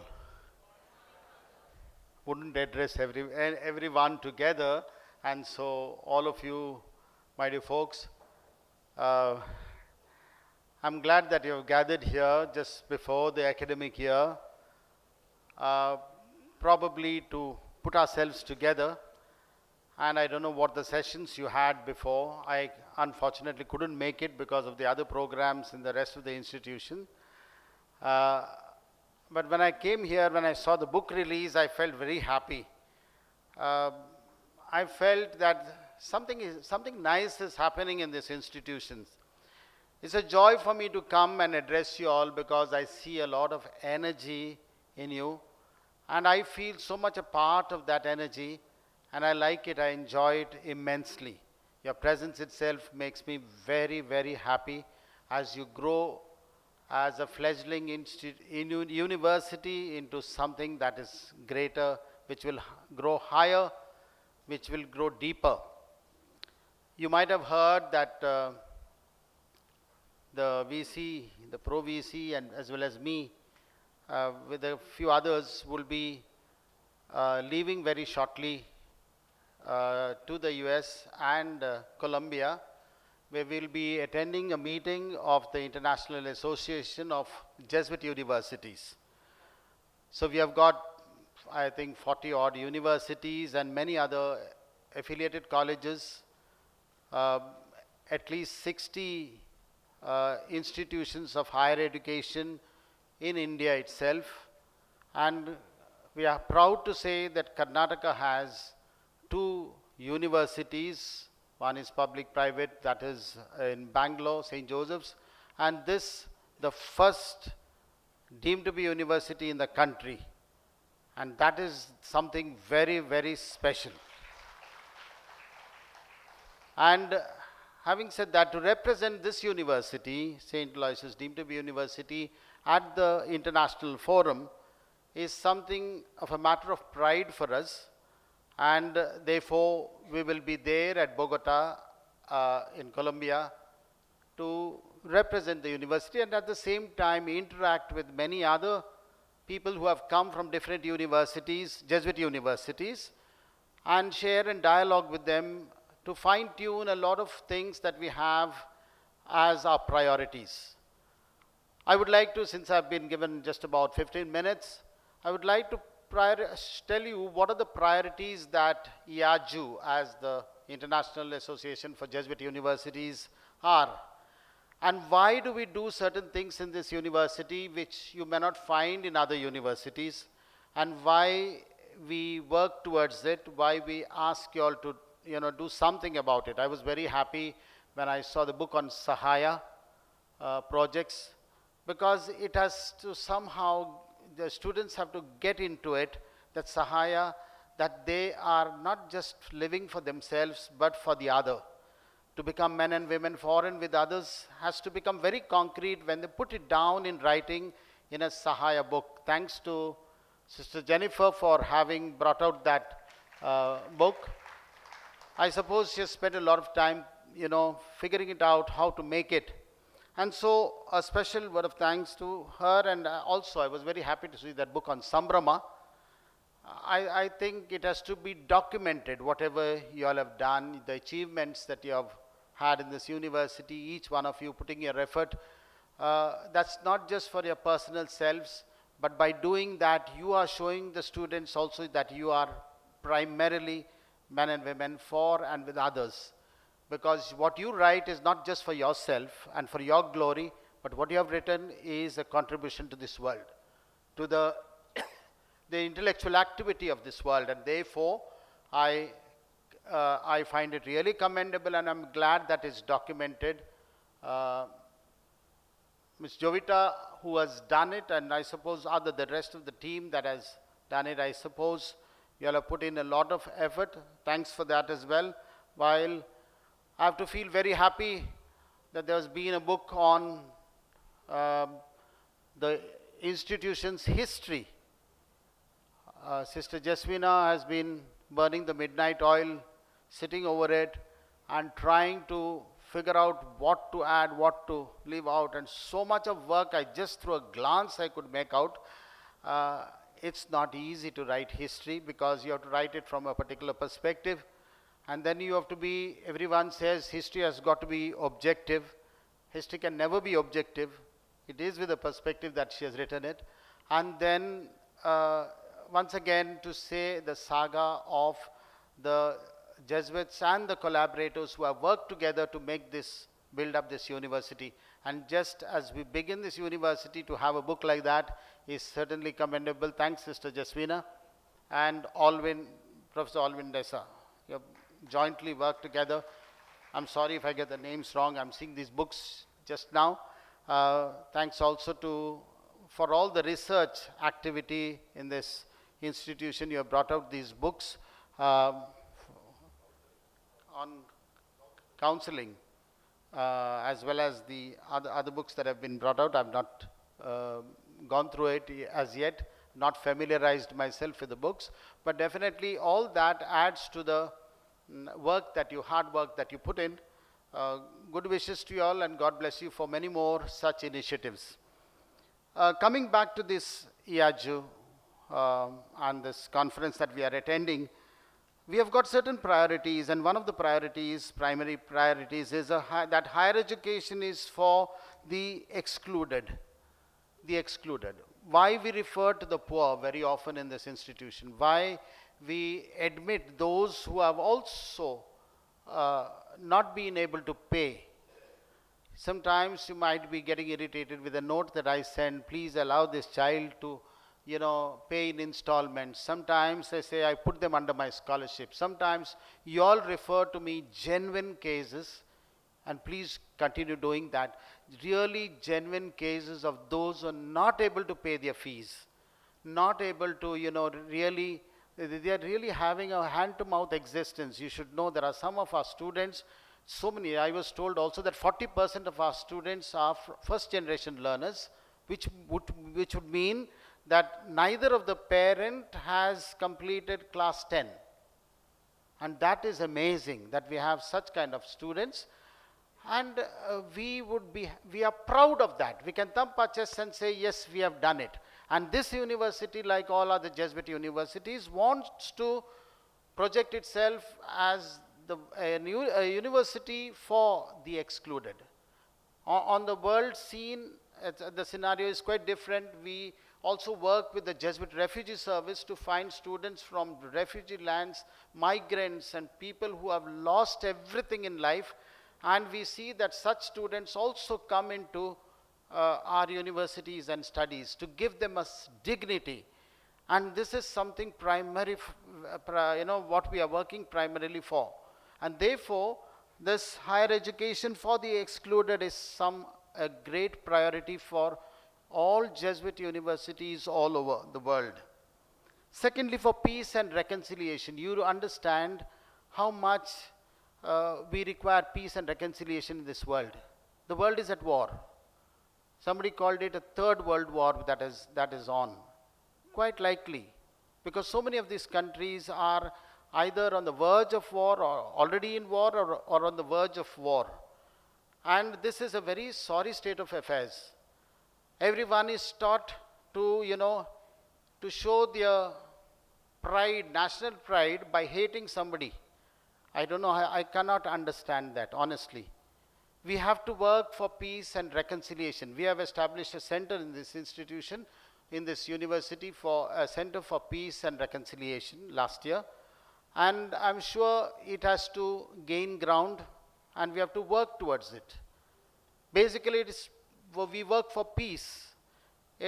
Peace is not just not having violence, but peace, neither is it the peace of a cemetery when all are killed or all have died, but it is something more than that. It is also reconciliation.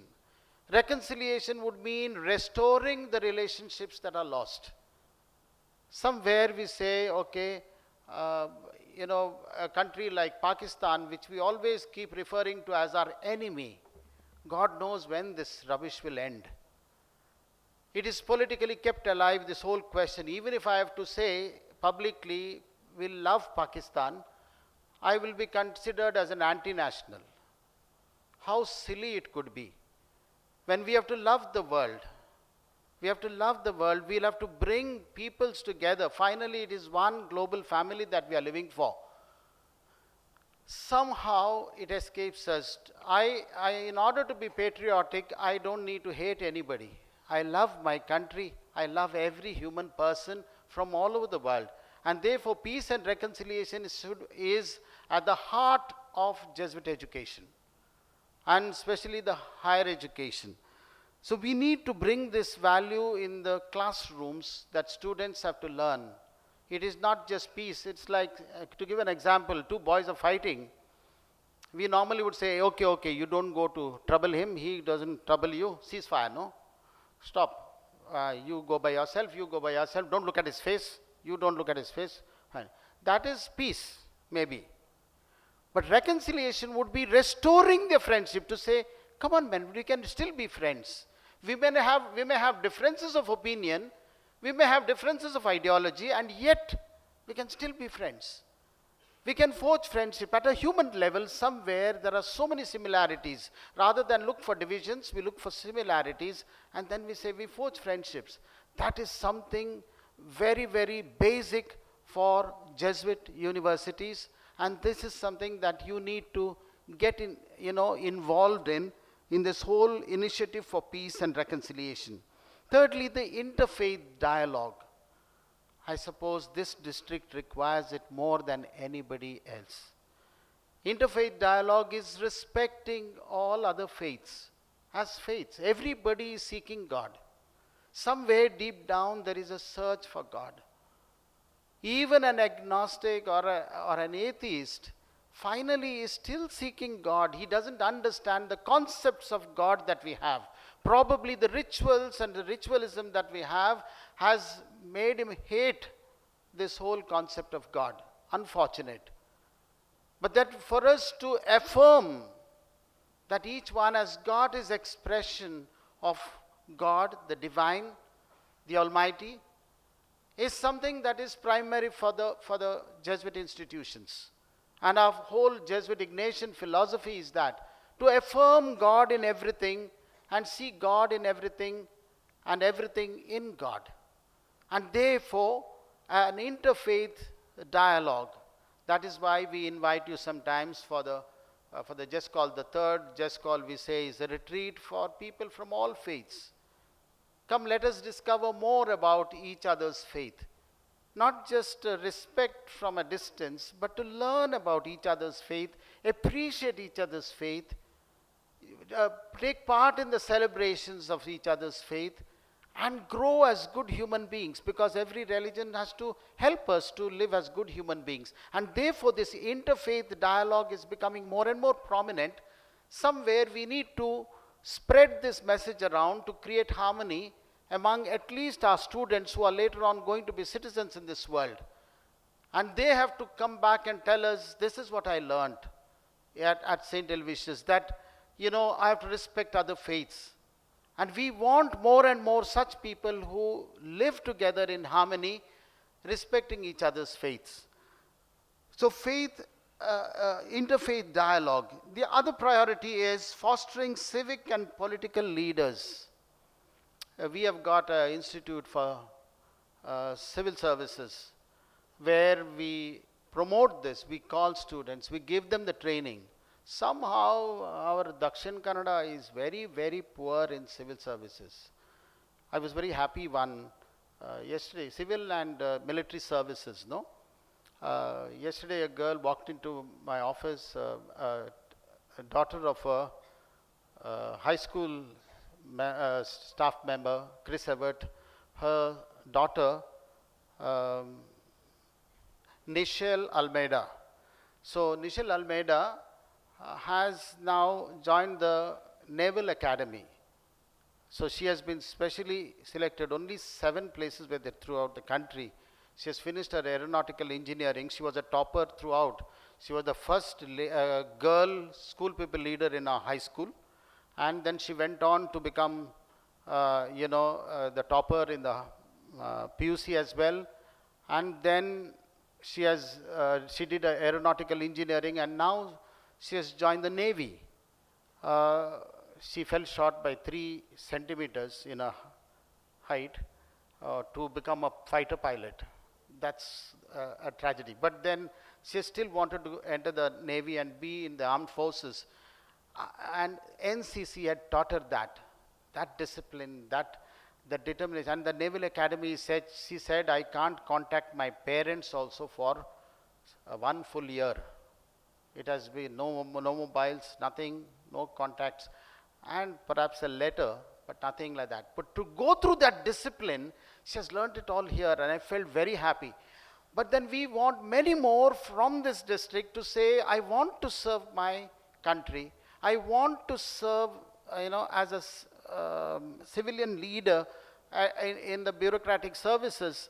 I want to be a politician and work for the nation, for the good of the nation. When we see politician, immediately the idea we get is, that politicians are the most despicable human beings existing. That's what we have, because that's the way the politicians are going on. Why can't good people join politics also? Probably someone should. Could you inspire them in the institutions? We want students coming out of Jesuit institutions and Jesuit universities to take up these kind of services, because that's also something very basic, becoming men and women for and with others.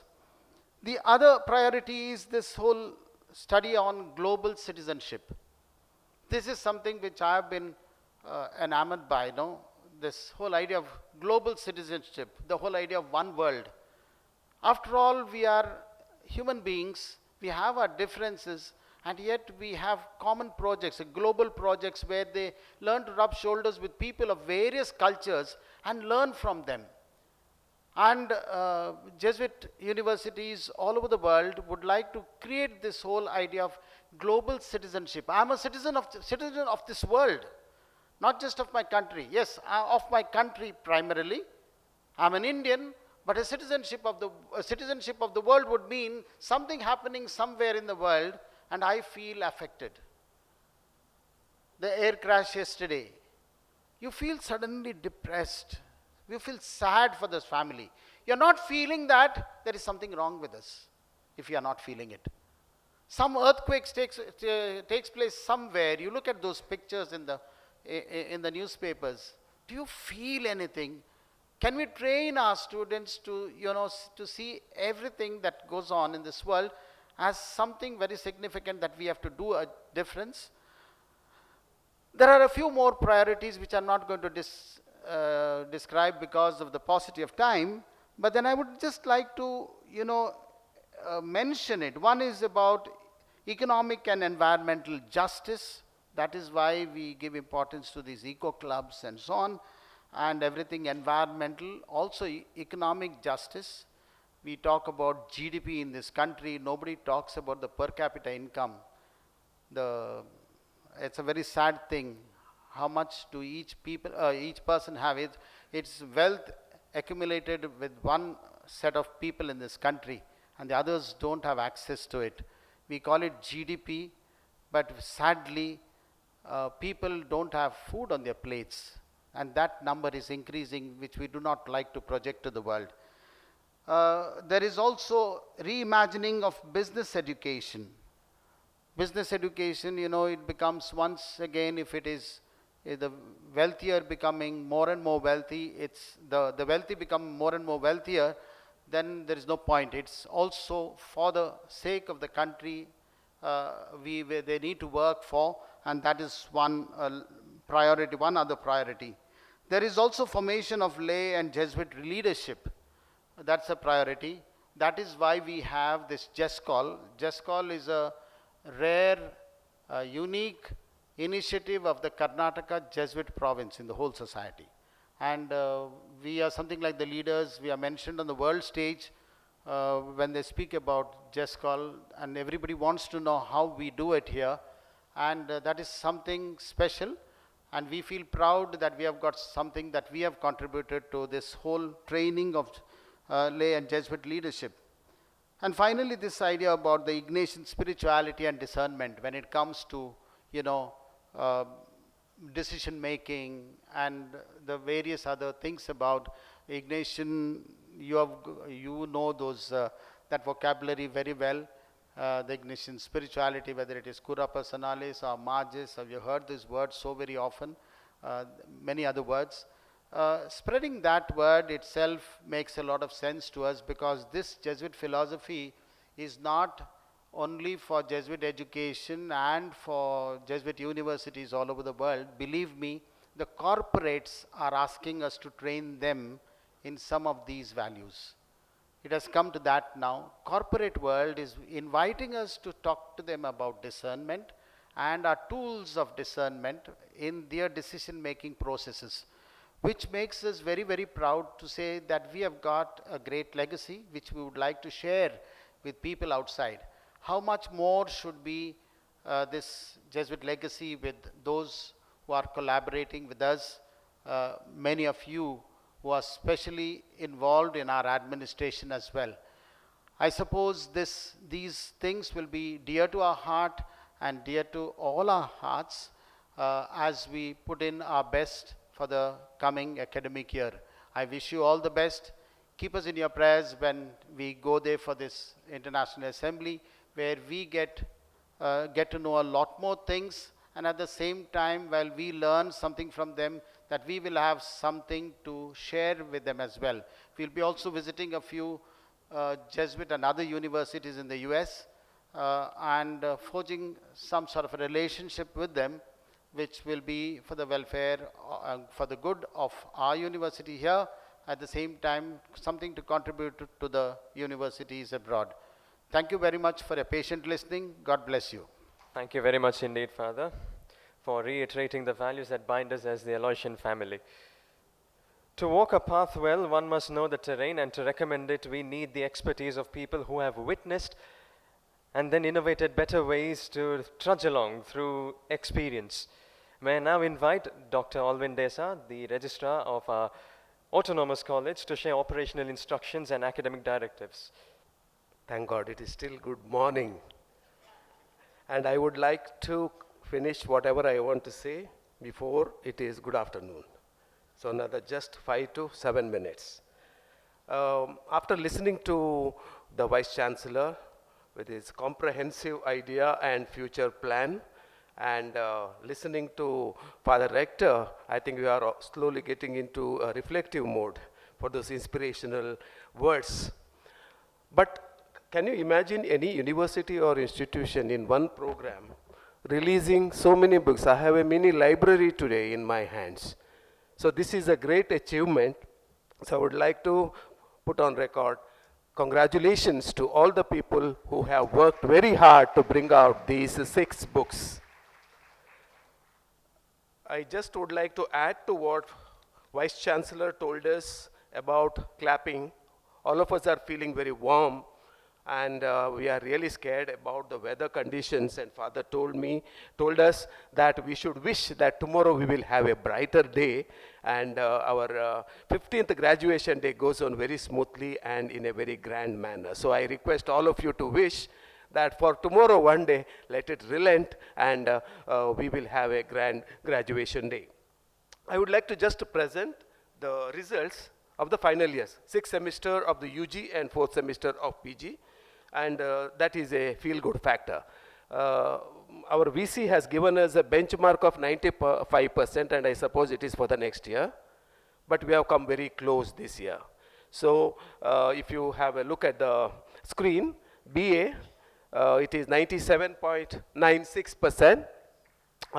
Very rarely, I think we have reached very close to 100%. In BAs, it was very rare earlier, but today, this year, we have reached that. BCom, it is 93.6%. The number is huge, but still, it is 93.6. BSc, we have 97.74%. Only a handful of them have lost. BBA is 94%. And BCA 97.58%, BVOC 91.87%, and BCom apprenticeship internship embedded batch has secured 100% results. Congratulations, only the Registrar's Office and the COE, Dr. Arati Shanbog, and the entire team, which Father has already thanked in his presentation. We conduct the exam and announce the results. But the credit has to go to you all, because of your teaching, you are hand-holding the students, you are giving remedials, and students' hard work. That's why we are getting these credentials. So congratulations to all of you. If you look at the next slide, we have PG programs of this center. The last year, 4th semester results of PG programs in BRI campus are yet to be announced. So you have almost 100% in all the departments. MSc chemistry, okay, 93. MSc, okay, you can, it is self-explanatory. I need not have to explain, except for 1 or 2 departments. The number is less. Even if you lose 1 student, it will come to 85%. So congratulations to all the PG students and the staff for securing this great feat of getting almost 100% result in all the departments. Today we are going to have a grand dinner. That is the word used. Or the lunch, sorry. Okay, lunch. And I don't know what is the effect of a grand lunch. And we have working lunch. But today we are going to have a grand lunch and working after that. So today, after grand lunch, be very, very discretionary in your, you have a lot of work to do. Tomorrow's program, we are getting ready within half a day. So after lunch, go to your individual blocks, join the block coordinators, and see that by 4:45, the venues are ready for tomorrow's morning session.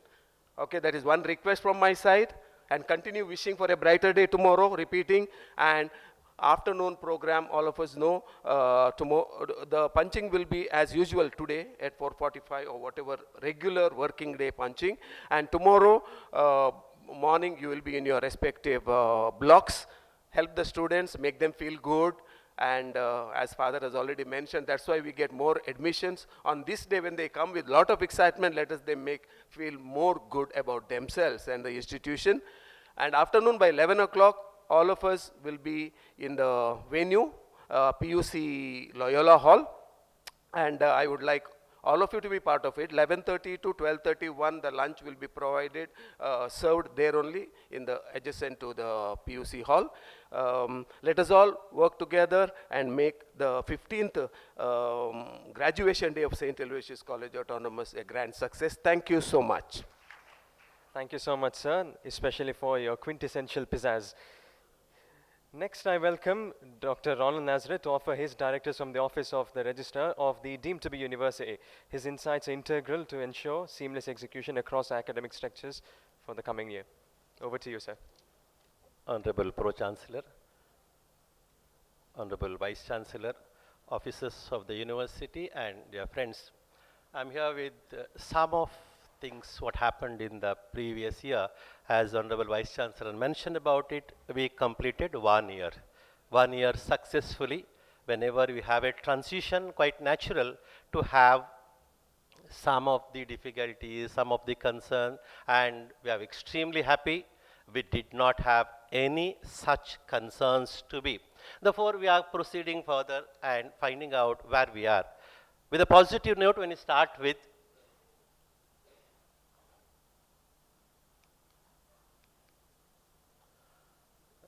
if at all we talk about the achievement, I consider after obtaining the university status, getting the A++ grade for the university is the greatest ever possible achievements. If at all we look at the implication of that and the outcome of that. Honorable Vice Chancellor was very generous enough in giving the credit to all of us.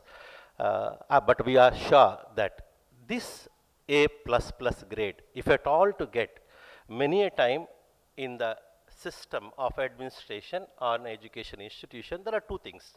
One, documenting what all required. We had wonderful achievement throughout. Second part is having a proper strategy. Strategy is very important. Unless you impress upon, follow it up continuously, achieving the success is not possible, especially with respect to A++ grade. And I consider if at all we have got, not only we transitioned into from autonomous to the deemed to be university, if at all we have got, it is the strategy which worked. Two places. One is Honorable Vice Chancellor was with the UC Direct Chairman, then talking about one-to-one how exactly deemed to be university work, and a concern was raised that we have to wait little longer time, or rather he was in a suggestive mode talking about why can't having such a legacy of achievement over the period of time, why can't you do or function the way in which the accredited universities function. Second is in Bangalore, whenever reforms, NAC reforms they talked about, and Honorable Vice Chancellor once again met the Chairman, Director of NAC, and these two are the continuous persuading the higher authorities, and we got the A++ grade. And those have a lot of meaning. Whenever we talk about A++ grade, let us put ourselves in the relative perspective. See, let us see in India, how many universities are there of this. If you talk about the universities, A and above, there are only 276. Out of 1,136 universities we have in India, only 276 are above A grade, A plus and A++ grade. That gives us a confidence where we stand. We are at the present A++ grade university. And if you talk about the distribution of the universities, A++ grade in the whole India is only 82 universities. Remember, university started from so many years having such a wonderful legacy, and we become a part of A++ grade among those 80 universities, which include all the state universities having so many years. Come back to the state of Karnataka.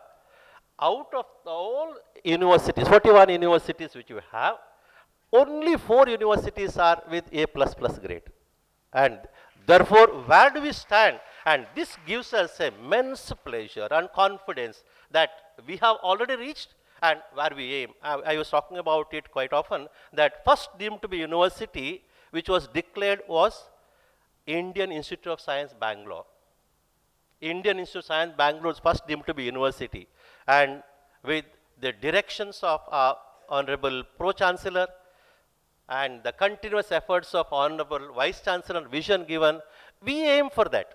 May not be more, because when 1880 we started, nobody thought that in 2024 we will become university.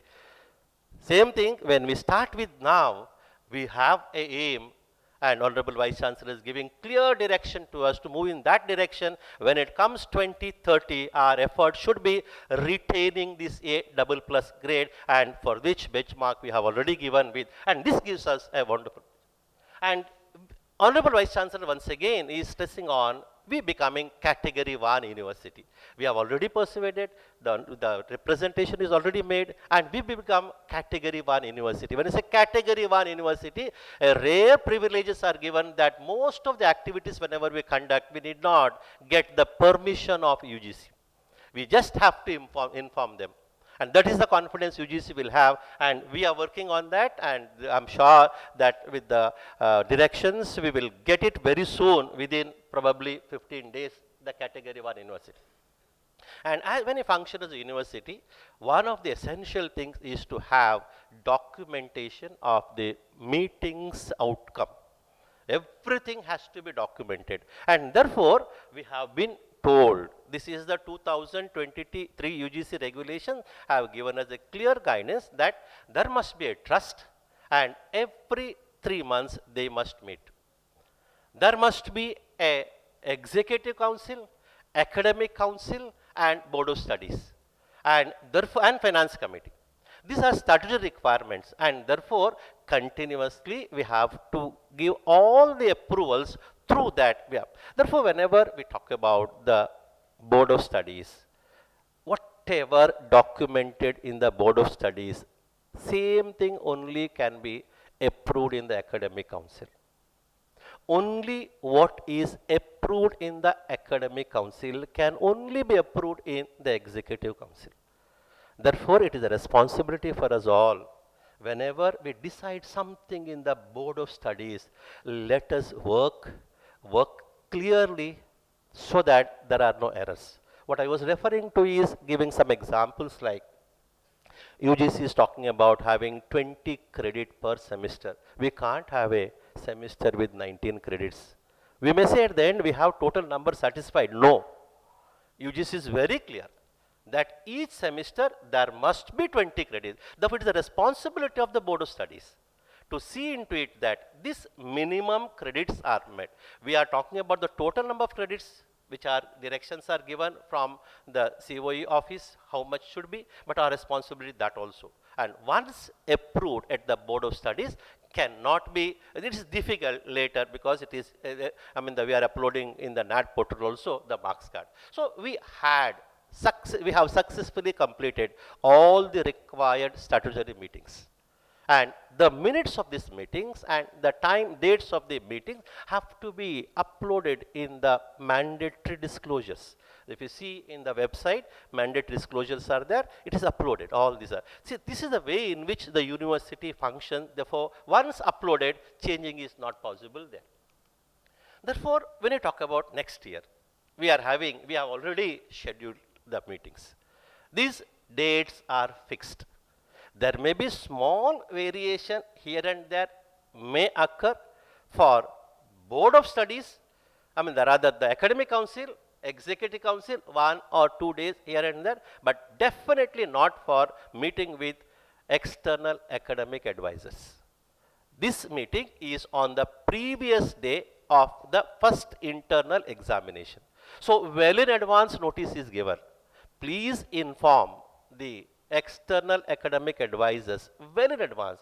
Fix the day. Let us all work on that. Therefore, it is a serious activity. Let us see that whenever we become a university, our syllabus should speak. syllabus should have, whenever it's a syllabus should be, it is not that only we need to have the syllabus of advance. It's not that. We need to cater to the needs of the present demand of science of time. You have to understand. Therefore, we have to work in that direction. Therefore, it is not the meeting and notice for 1 week. It is a process of full year. Therefore, having the Board of Studies academic advisory meeting is a process of full year. So that's why Honorable Vice Chancellor given us very clear instruction, tell them in advance, so that they prepare throughout the year. And this is the one which is talking about that. And the meetings of the event semester are also fixed. Therefore, we will be having only one academic advisory meeting per semester, one BOS per semester, but 2 academic councils. And what exactly we discuss in that? See, by chance, you can have the new program. So whenever it's a new program, there is a procedure for new programs to be introduced. In our system, there is a procedure. Therefore, let us be very clear. Only what is approved by the management can be discussed in the Board of Studies as an agenda. I repeat once again. Only the concepts or the program approved by the management can be discussed as an agenda in Board of Studies, because you can discuss anything as a in any other matter, but not as agenda, because agenda required a decision, and that decision has to be passed on to the academic council. Therefore, when it comes to the academic council, only agenda items come. If there is anything, any other matter discussed in the Board of Studies, that please kindly bring to the notice of Honorable Vice Chancellor. Let us work on the feasibility. Let us work on the possibility of incorporating it later. If it is yes, you can bring it in the next as a meeting as agenda. But in academic council, discussion should take place only on approved agenda. But same time in academic council, there can be a lot of discussion in any other matter, because decision need not be taken there. That should be, we should be very clear about, because the minutes have to be uploaded then. Therefore, we know that how exactly we function a department. In case if you want to bring about some new ideas, you can bring it. It will go straight away to the feasibility report, to the planning and monetary board, and from that it go to the Honorable Vice Chancellor. From there it go to the trust and sponsoring body. Therefore, we are a Jesuit university. Let's be very clear about it. Our provincial is the Chancellor. And what we want here is the Jesuit functioning is, there are 2 ways in which we take the permission. That is what we refer it to as canonical requirements. For example, let me be very specific in that. For example, if you want to start a new program of masters, straight away discussing in the Board of Studies is not possible. First, the department or school have to come out with the idea, discuss in the department, let the department submit it to the planning and monetary board. That will give it to the Honorable Vice Chancellor's recommendation. Honorable Vice Chancellor will take it to the sponsoring body, and MGS will discuss about it, and the rector will take the final call and ask the provincial's permission. And that is the first part, for which no Board of Studies required. This is the feasibility report. The moment we get the permission from the provincial, then our statutory requirements start. So we should be very clear, unless this is permitted, statutory requirement cannot be reached. We are not a state university. We cannot say that let me discuss here and send it to the governor and let the governor send yes or no. No. We want all our decisions of the executive council to be approved by the chancellor. In order that to happen, we are very clear, we take the prior permission through the canonical route. So that Honorable Chancellor also knows that only what he has permitted is discussed. So this is the way in which the university functions. Therefore, there is a clear-cut procedure wherein, therefore, it gives opportunity for us to go for feasibility report and recommend continuously that. And then, whenever we discuss, let us have a clear agenda for the meetings, Board of Studies meeting. We can have, most of the time, we see the report that doesn't have a clarity in the agenda. Therefore, lot of discussions are possible. And when we have all this agenda with us, then the innovations, improvement, changes in the system or the syllabus is possible there. And therefore, let us work on having what exactly we need to go for it. So, there is once again the new initiative by Honorable Vice Chancellor has to advisory committee. So, this advisory committee instructions are given to start the meeting in the month of August. Purpose is when the advisory committee gives us the recommendations, those recommendation department will work and department will put it in the month of January.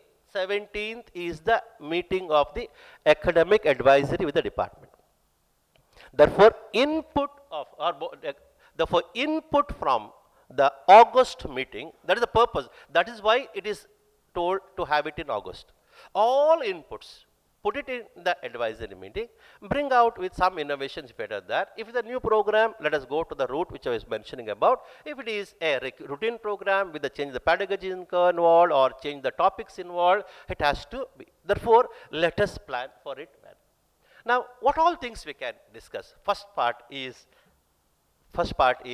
the eligibility criteria. Hope you know that 2025 gadget is come, notification is come, that eligibility criteria is changed for undergraduate. A student who has done arts can do science now. A student of PUC who has done commerce can do any programs there. Therefore, the eligibility criteria is changed. Let us be very clear. Once again, the clear instruction here by Honorable Vice Chancellor is, let us not compromise the quality. We are talking about one part qualification, second part competency. So, we are not here to decrease the quality of our program. Instead, increase the level and bring it to our level. If suitable, take it. But provisions are there to take it.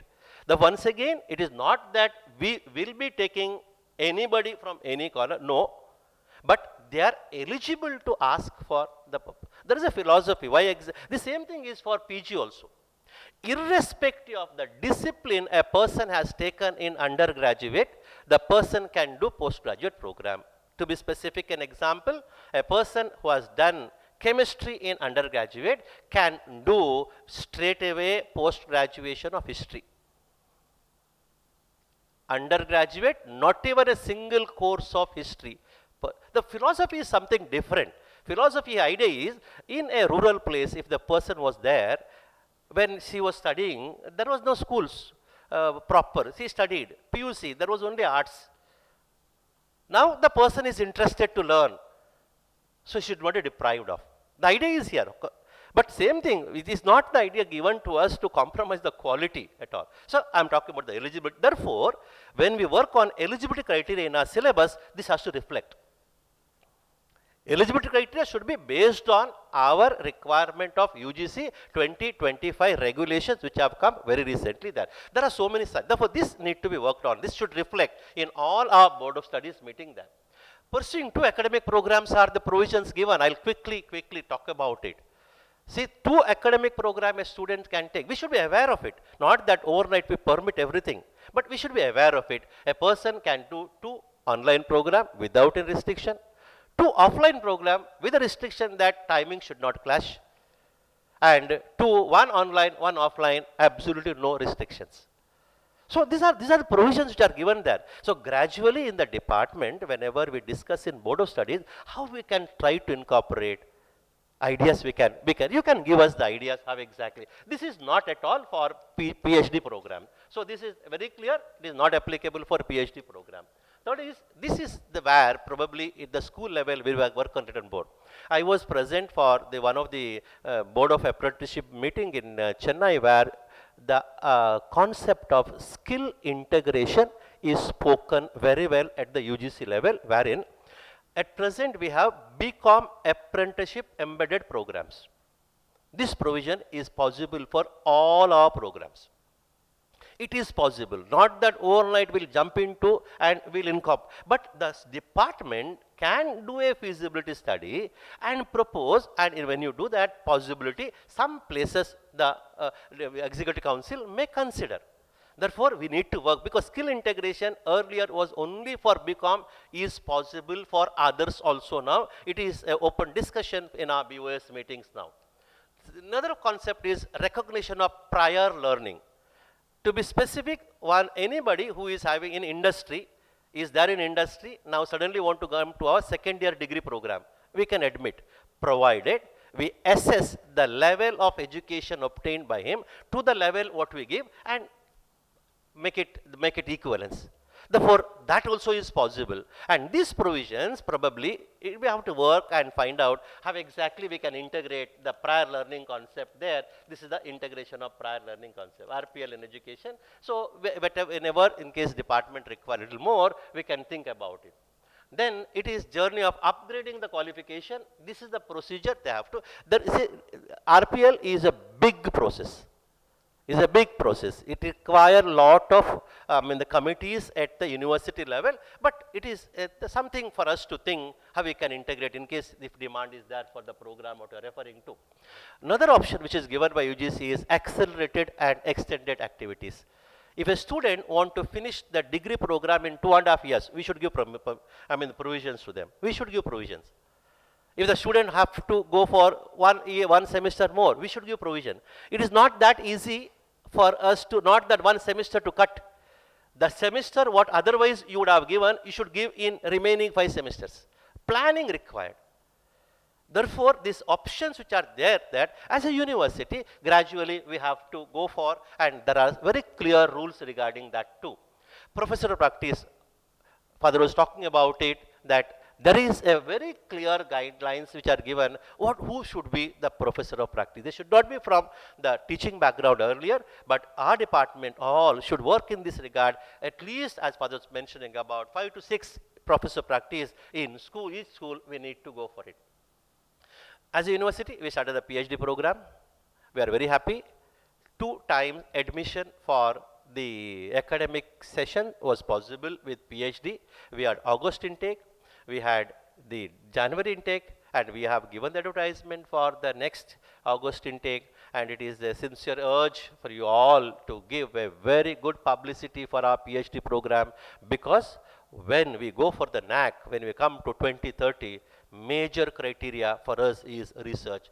And that freedom, when we have that, that output has to be planned, and research activity cannot be planned overnight. It has to be a big ongoing process there.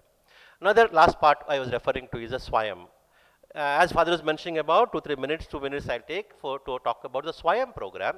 It is a provision given by UGC to us.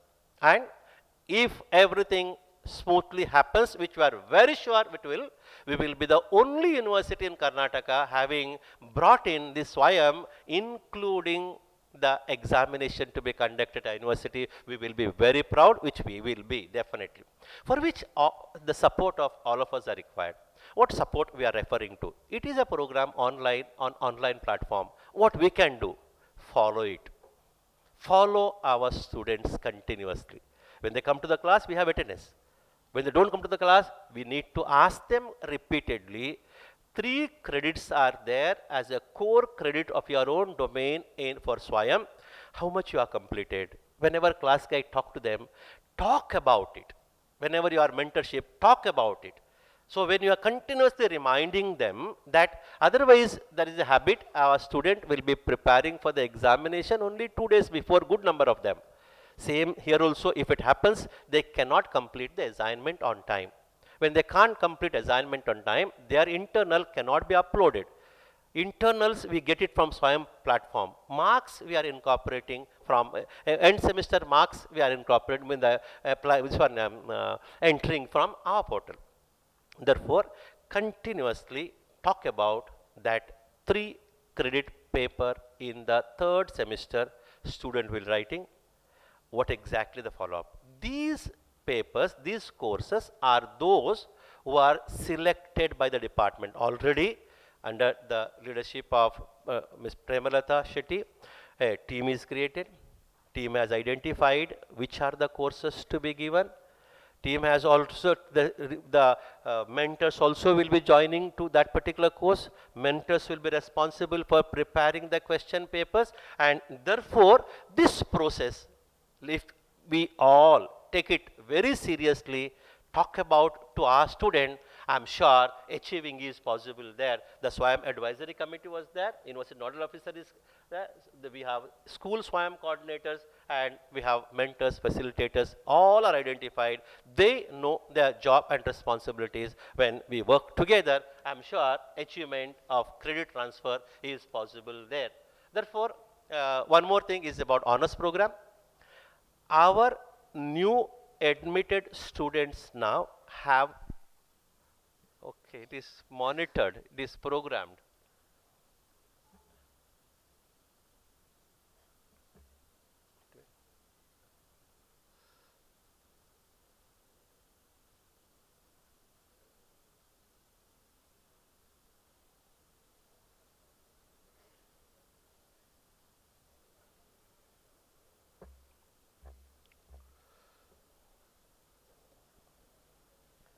So we have, last year, our present second year student who are coming now, we did a survey and we found out where they're interested in.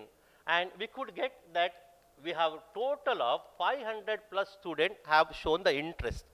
This is present second year. We will be talking to them once again, explaining them positive, negatives of the program. Again, taking a, finding out how many of them are interested, so that a clarity in which program we are going to give. But which are the program to start? This survey helped us, and the Executive Council has permitted this honors program. And this year, when admission took place, we have asked them, are you interested in it? For which we have more than 500, more than 600 interest shown. We will work once again with them and give them, tell them what exactly this program is all about, and this one, that. And this is the internal I was talking about. If the programs, this is the functions, how exactly we need to, and wherever there is the head of the department of UG and PG, earlier UG, PG, if they are different, what are their responsibilities? We have called them individually last year, and we have told them what is the responsibility.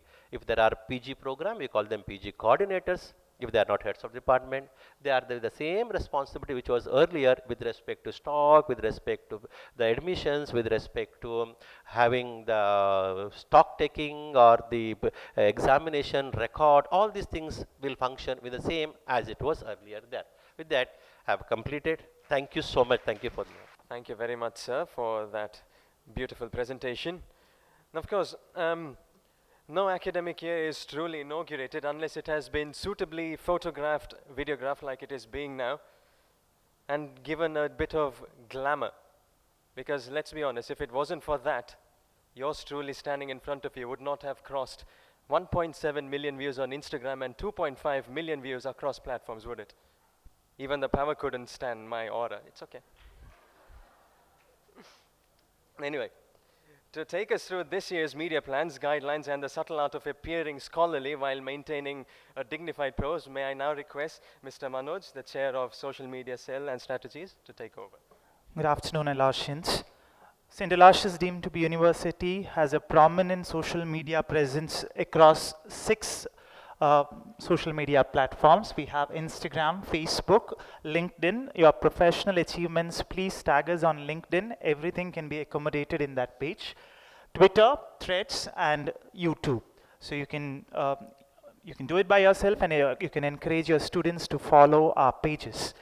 With the permission of the management, for the first time, we had done a follower count comparison at 2 levels. First is South Canara colleges and their Instagram presence. In this list, as of now, we are runners up. You can have a glance. And luckily, Father Rector is here. When we consider top Jesuit colleges in India, we are touching distance away from Loyola College, Chennai, and we are second in this list as well. And this is possible because of all of you, because you created some innovative program, and that's why we could create the content. So we are expecting your cooperation as well. Our team provides YouTube and short highlight service on a first come, first served basis, and the services of our digital media team members are available only upon the prior request. To ensure the timely media coverage, please submit your event details well in advance. in the diary located in our office.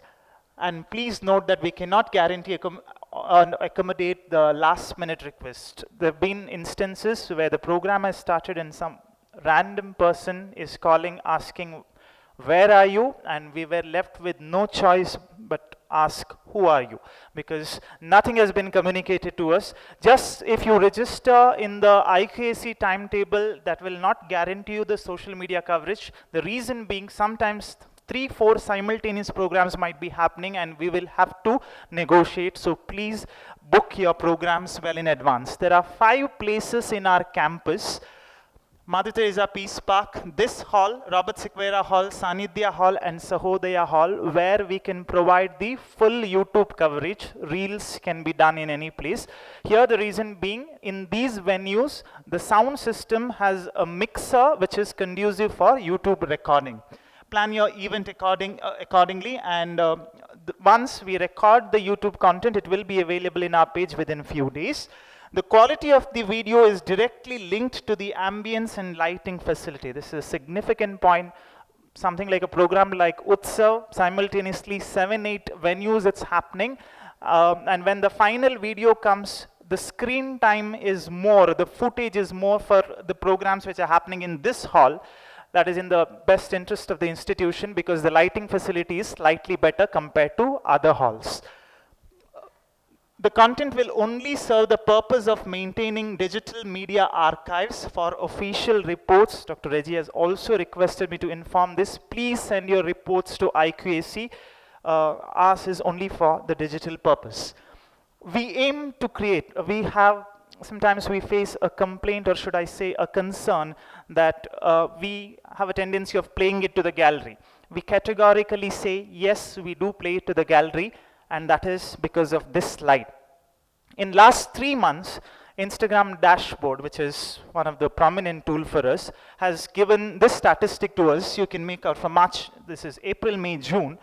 4,000 people have followed us, but unfortunately 2,358 of them have unfollowed our page. And we did request some of our well-wishers to give a reason, so they said, social media is not a platform where every single report you publish. It is only the selective and the best content. So sometimes when you are asking us to cover, I guess it should be left to the discretion of management and the social media team to decide. We'll make sure everything gets into the story, but as a post, because of this reason, we are slightly selective. And once we give the one content to you, make sure you save that content somewhere. We had a request from the annual day report and team and many other teams to have one common content. We are developing that system as well, but it is to be on the safer side. Please save the programs which are pertinent to your department. You can have your individual pages and you can send the collaborations. If it is up to the quality, then we'll definitely share it. And we encourage you to involve the students in capturing geotag pictures. Even if it's a small meeting, then it's because of the workload, sometimes it becomes difficult. So even we are using the same phone and the students might be having the better iPhones. Let them come, we will train them how to click the geotag pictures, so please help us.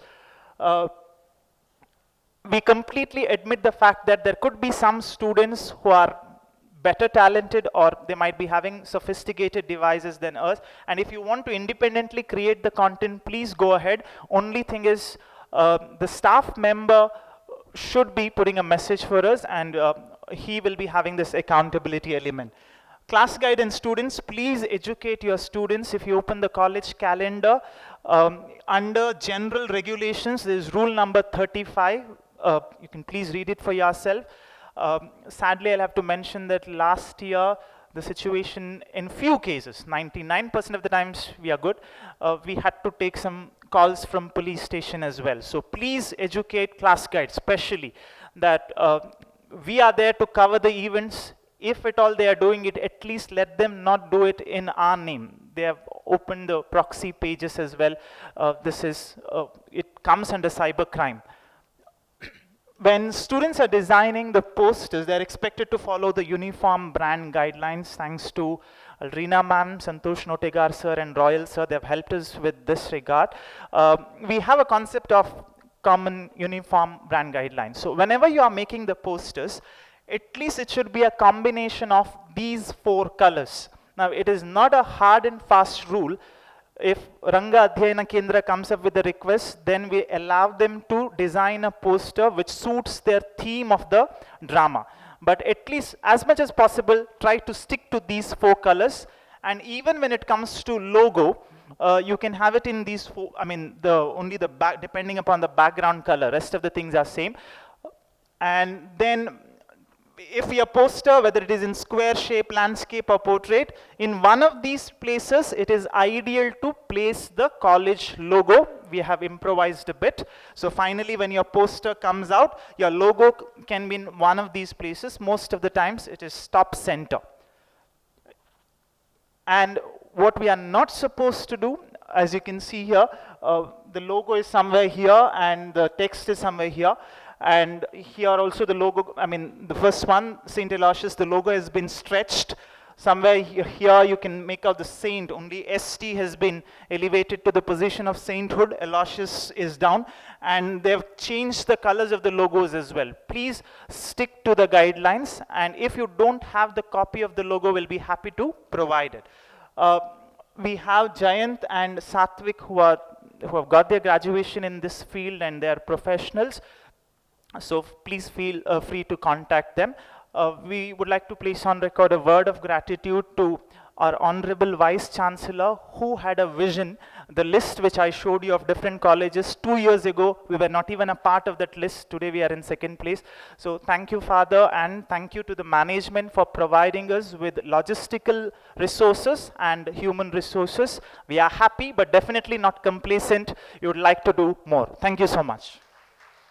Thank you so much, sir, for ensuring that we do get famous henceforth. Some officers never sleep.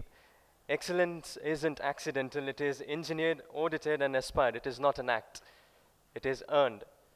And Dr. Reggie is the epitome of it, always giving us guidelines on our IQAC group. And now we have him on stage to give us his directives. Over to you, sir. Good afternoon. Firstly, this is not as IQAC instructions. Maybe we can call it as a brainstorming at the end of the day. When it comes to IQAC, there are few things are very clear. 1 year we have already finished. Next year, 2026, we are going to have a first convocation that PG students are completing. 2027, UGC is going to visit just to see. Usually we have seen the autonomous which have become university. They will come and visit just to see how we have progressed. And in the year 2028, we are going to apply NIRF under university because the data that we are going to enter will be 26, 27. And also the preparation of the NAC is going to take place. Along with that, we also have a evaluation which we call it as binary. One of the point of a binary is which is not allowing the respondent to respond the way in which the respondent wants. Only 2 options will be given, either yes or no. The statements are made very clear like this: 100% staff members are qualified with PhD. So we have only 2 options, yes or no.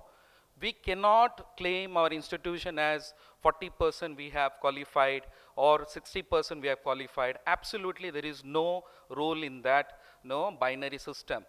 So the difficulty, we call it as binary as an inferential statistics. One of the difficult part of binary is quantifying things in a qualitative statement with a question mark and giving an option yes or no.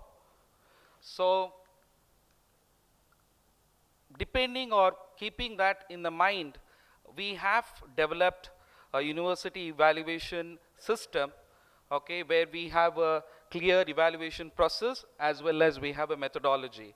This was there earlier as a college system, which we call it as a audit, and department wise it was done under the directors, it was done. Now it is compulsory for an university to go for an academic administrative audit. We call it as AAA. So therefore we have done this, and many a times the question comes like, what is the context or the concept behind this methodology? To develop these, around 5 institutes IQAC has studied. What we found is, as an institute, they used to give a timetable for the individual. Okay, so that means a timetable in the sense which will consist of, number of papers published. So Reggie John will have a timetable. So that timetable will go to the department, and from department it goes to the school. And this we called as a timetable approach. And because of this, there were many things that we saw, especially there is a trust deficit, belongingness, because the goals of the individuals and the goals of the institutions were not matching. As a result, we have developed a concept called annual quality assurance plan. So it's very clear for the school, department, and the individual what is the responsibility and the expectation from the institution through the school, through the department, to the individual. So it's very clear individual what exactly is doing to the department, at the same time to the school as well. So this, before introducing, in the month of February, we had presented in the IQAC, and internal validation had already been taken, and they had requested us to go for an external validation, and we have done the external validation. Then we have actually sent all the methodology and the forms and the Word file we have actually given. And the first thing what we have done is the functions of the IQAC. As we know, NAC is coming, and in the year 2030, but the preparation has to take place from 2028. All the functions we have been mapped with the NAC metric. So metric is a drafted which comes under the 7 point. So already we have been drafted as per the functions and the sub-functions. And all these functions has to be reflected in all the quality circles. So earlier in the college system, there are functions which has to be there at the college level, but now the functions has to be reflected in the quality circles. Therefore, each school we have created a quality circle, and this is going to be functional from this academic year. So we have already drafted a policy from this academic year. Beginning of the semester, there will be a meeting in the quality circle meeting of each school. And end of the semester, where the evaluation report will be happening, where whatever the benchmark is given, that we are going to evaluate as well. So about the NERF, already the presentation has been made, and we can see the out of 500, okay, in the year 2023, it was 237.66, and now 252.33. Change in the number, and we have also got the rank from 80 to 58. We would like to place on record the work done by Mr. Sonal Stephen Lobo. We could able to achieve, all the team, okay, we could able to achieve, and we are there consistently. We are there in the 80th as well as 58th rank. Many a times people ask like why we should be there in the top 100. If you are there in the top 100, then only we can apply for the projects or the research grants which is given by the AICTE and other places. So by default, we become not eligible to apply. So we have to be there in the top 100. That makes us very happy. So if you break all these indicators, there are scope for improvement. But if you compare with 2023 data, out of 14 indicators in 5 dimensions, 10 we have improved, and 1 we remain consistent from all the 5 years. And when it comes to scope for improvement, median salary is one thing. Whenever we do well in placement, median salary comes down. Whenever we do good in median salary, placements comes on. That's a relationship, the pattern that we can see from last 7 and 8 years. But this year we have to work out in the placement, at the same time median salary as well. And we'd like to thank all the members who helped us to execute this. Okay, phase 1. Now we are in the phase 2. Tomorrow the evaluation sheet we will send, but tomorrow, since it's a convocation day, then we thought maybe Monday we will send, okay, the evaluation sheet as well as a Word file. And also the dates also, it's very clearly it is fixed, and when we are going to do the evaluation report, this will be of the 2024-25. And we would like to thank Premalata Shetty. Madam is a project coordinator of the evaluation portal. She has done this and will be the first university, we want to become the first university who has developed an evaluation portal with a strong methodology, and it's in the testing period. Once we get the approval from the Vice Chancellor, we would like to launch it so that the phase 2 data will be entered in the portal. So what next? There are few things are there. One is graduating outcome. Already benchmark is given 95%. Historically, we see whichever the autonomous colleges have become university, they could not able to achieve 80% pass mark. So they were there in 60-70%. So we have to see the progressive 95% we could able to achieve as autonomous, but we have to achieve as university as well as the under the graduating outcome. And we also want to reduce placement in higher education percentage less than 15%. That means more students are either in the placed or higher studies. When it comes to research, there is going to be a common keyword: research, patent, consultancy, beneficiaries, amount. These going to be the keywords because there is a high demand as a university. We have to show not only the papers but also citation. And IPR, patent, is going to be another keyword, not only the number of published, but also granted. Consultancy, again, it's going to be beneficiaries, amount generated. Activities, keep this in our mind. Whatever the activities we do, it has to be mapped with the vision of the country as well as state. For example, Vikasit Bharat or Skill India, because there will be specific questions on Vikasit Bharat, how many programs have been conducted. So it's not that easy nowadays to change the poster or maybe add the name. So we have to seriously think on activities in parallel with the institution's requirements.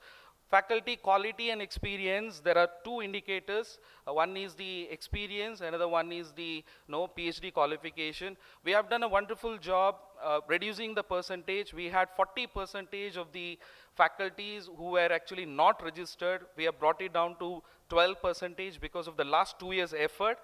Now this has to come down to 0 by next year.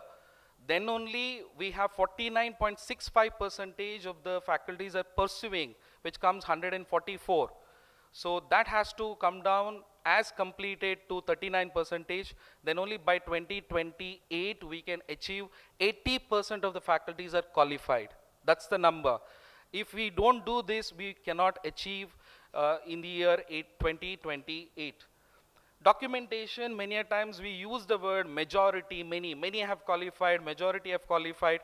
It's not going to be those keywords, it's going to be in percentage. How many in number, how many in percentage. At the same time, there is going to be many more NEP implementation plan, IQAC implementation plan, institution development program implementation plan, the parallel link from the department and the school with the institution development plan, SDG report, how your courses and programs are incorporated with the sustainable development goals.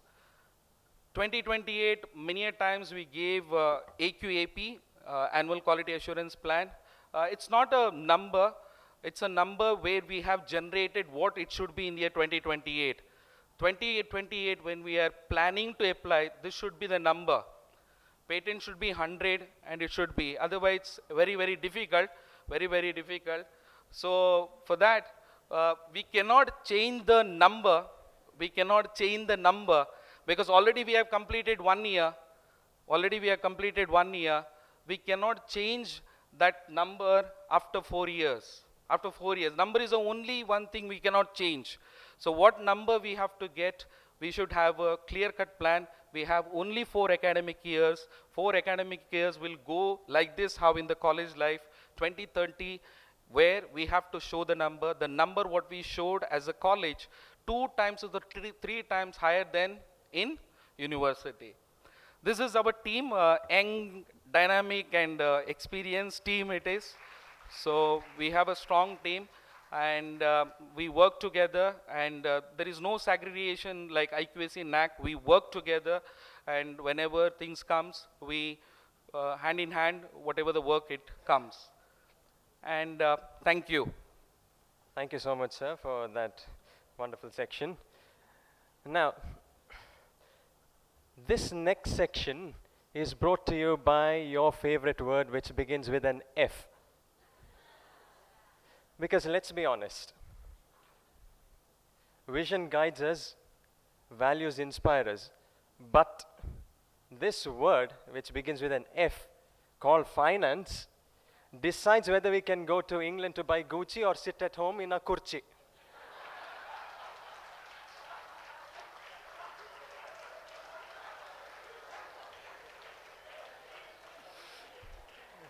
And so, therefore, to help us know whether we are going to burn holes in our pockets or enrich it, we have Father Vishwas, our finance officer, to take over. Good afternoon. I know all of us are hungry and I will not take much of your time. And this time, I am speaking with my experience of 1 year. Last year, I spoke from others' experience. And my experience has been very good. And I'm immensely grateful to each one of you for helping us in maintaining order in the accounting and the financial order. Unlike others, like Dr. Reggie and others, I cannot present figures here. I will only present words. Let's begin with the salary. There will be a small revision in the salary scale.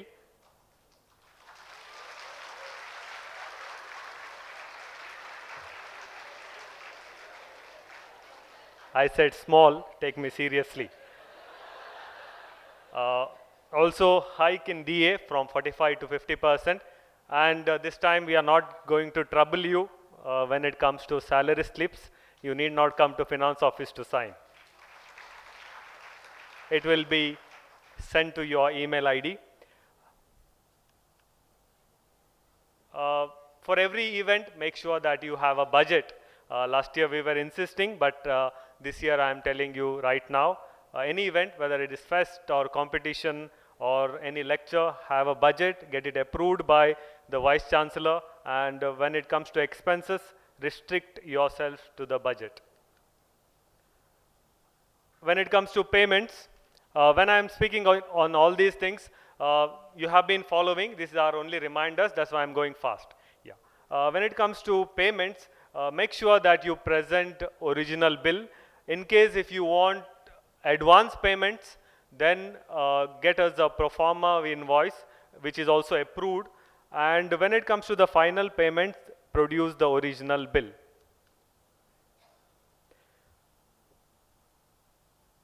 When you present the bills, kindly specify the event for which that amount was spent or the bill has been produced. Also specify the department which is hosting that event. Remember, do not present as Google payment, whatever payment you make through the Google Pay or Phone Pay, and don't present that screenshot as a document for the bill, because that is not valid document for the bill. Sometimes there have been instances where the vendors send us bills directly, and there have been confusion wherein the vendor has been sending the bills multiple times. So we have made it clear to the vendor that only the staff member will present the bill, so there is no confusion, and we also know for what it is spent. And there have been also instances where the students have been sent with the bills. Students can accompany you, but we would like the staff bringing those bills.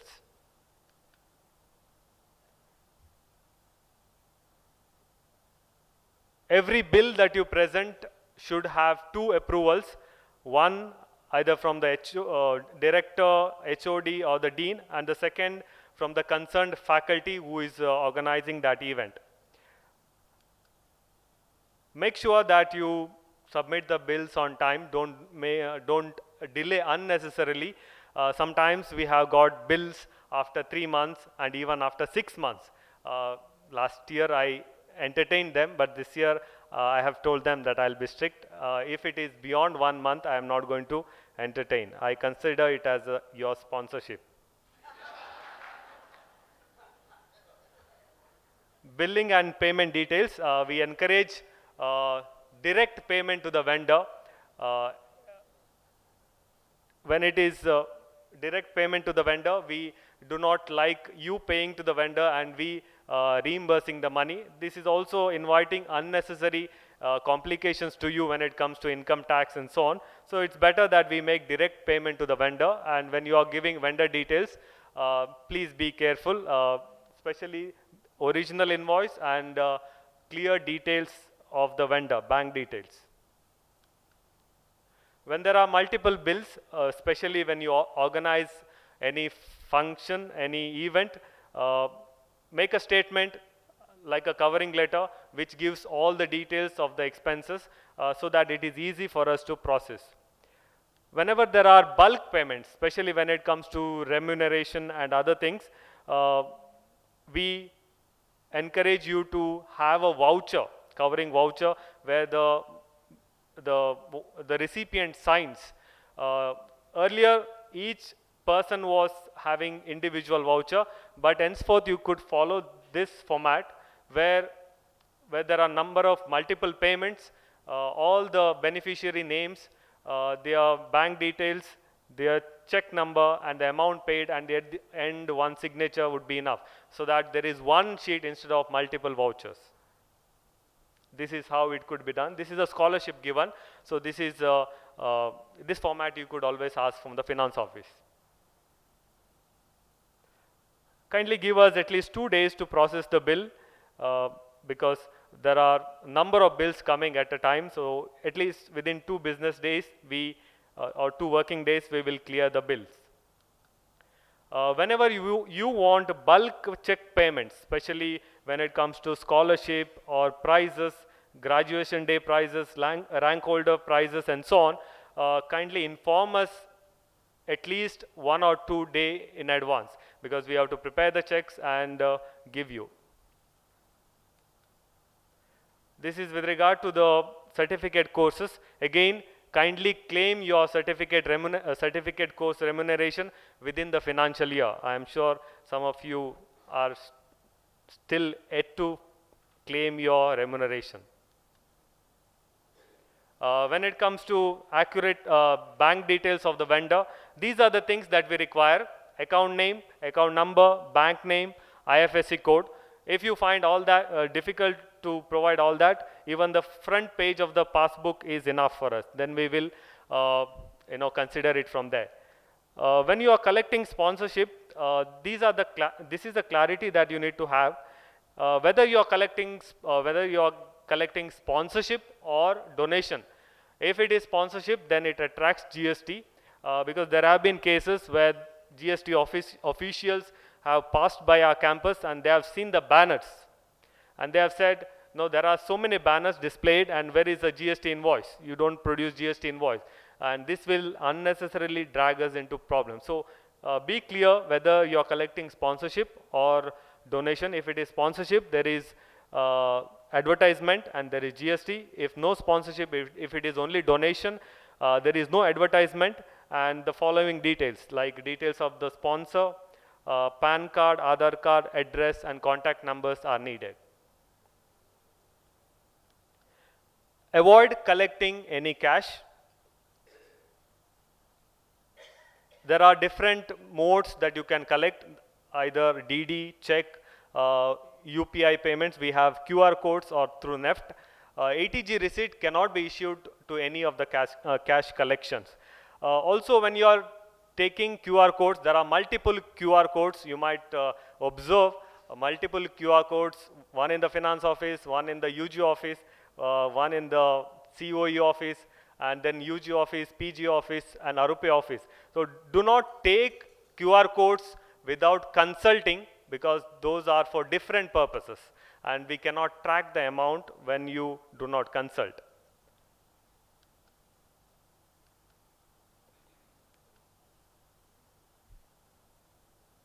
Okay. This is also with regard to receipt books. Some of you take the receipt books, especially for whenever there are events, conferences and so on. Kindly submit them on time. This is regarding the documentation and submission guidelines, especially when you attend seminar, workshops, FDP, training and paper presentation. Kindly submit a copy of your certificate to, I think, IQAC and HR department. And we only require the voucher. We do not require those details. We only require voucher. Once again, do not give us Google Pay that screenshot. Whenever you approach for salary certificate, at least give us 1 day to process the salary certificate. And some of you ask for the same salary certificate multiple times. I think the salary is same for 1 year. So I think it should be valid for that financial year. Whenever there are small bills, present in a A4 size sheet. We have planned to go for group insurance thanks to Dr. Rosevera, who came up with this idea. Now when we present this, it is completely voluntary. Maybe next week or the following week, we will issue a circular. This insurance will cover the faculty, the spouse, the parents of the faculty, not of the spouse, and 2 children. Since we are going for group insurance, this is the premium that they have suggested, and that varies because of the age group. If it is for 3 lakh, that is the first one is a premium, and this is once a year. And if it is for 5 lakh, the second one. All these details will be shared with you, and your consent will be taken before we implement it. We also decided to have centralized procurement of chemicals and scientific instruments. Before this, I also would like to thank all the departments of physical and life sciences for making that exercise of stock taking. You have very meticulously given the stock register of both instruments and the chemicals. Thank you, and I think it is easy henceforth to add on to what is given. And henceforth we will have centralized placing order for all the chemicals and scientific instrument. We are forming the committee, and we will let you know the details soon. Along with this, we also have school-wise budgeting. This was proposed in the financial policy this year. According to this, from each school, the budget will be collected, it will be collated, and a final budget will be made. You will get the details about the same in the near future. Finally, when you approach any of us in the finance office, we are ready to help you. Kindly be gentle, especially when you approach the staff. If your work is not done, you can always tell me, you can inform me, and I will take it seriously. And with regard to me not being sometimes in the finance office, you can always ask the staff there. They will tell what time I am there and what time I am not there, or you can always call me. Thank you so much for your cooperation. When Father's initial few slides came up, my right hand started to itch. Now I know that at least I can get up from my kurchi to go to Gucci. Anyway, thank you so much, Father, for that wonderful presentation. And so, if this event were a movie, this would be the credits. And to give out this credit, I request somebody whose diplomacy maybe earns her hazard pay. May I now request the Chair of Human Resource Development, Ms. Hasra, to give out. Hello, everyone. On behalf of the organizing team, I extend a heartfelt gratitude to each and every one of you who's made today's event so special. We are deeply thankful to our Vice Chancellor, Reverend Dr. Praveen Martis SJ, for his inspiring leadership, and to our Rector, Reverend Father Melvin J. Pinto SJ, for reminding us of the values that shape our Elosian identity. A sincere thanks to Dr. Alvin Dessa and Dr. Ronald Nazareth for their valuable guidance. I think they all deserve a huge round of applause. Yeah. And to Mr. Manoj Dyson and the media team for creatively capturing and communicating our moments, and to Dr. Reggie John for his vision and continued quality and excellence. A special note of appreciation, of course, to Father Vishwas Miskit SJ for presenting the financial framework with such clarity and thoughtfulness. We are also grateful to the members of the HR department, Dr. Dinesh Nayak, our co-chairperson, and Ms. Maria for their dedication and tireless efforts behind the scenes. Our heartfelt thanks to Mr. Samuel, who was an amazing master of ceremony today, for steering today's event with such creativity, charm, and seamless flow, truly bringing the program to life as well, and for Dr. Anup for such a beautiful and thoughtful prayer. A warm thank you to our student volunteers. We've had 3 student volunteers who's been supporting us throughout the day. Ms. Janani, Santripti, and Krishna for their hands-on support. To Mr. Godwin and his team for such flawless logistics. To Mr. Christopher and Mr. Sham for technical support as well and the precision. And to the media cell, Mr. Jayant, Mr. Sathwik, and the chairperson, Mr. Manoj, for beautifully preserving the memories. A final big thank you to all of you gathered here today. Really, really appreciated for spending time with us. With that, may this academic year be of purpose, excellent, and shared success. Thank you once again.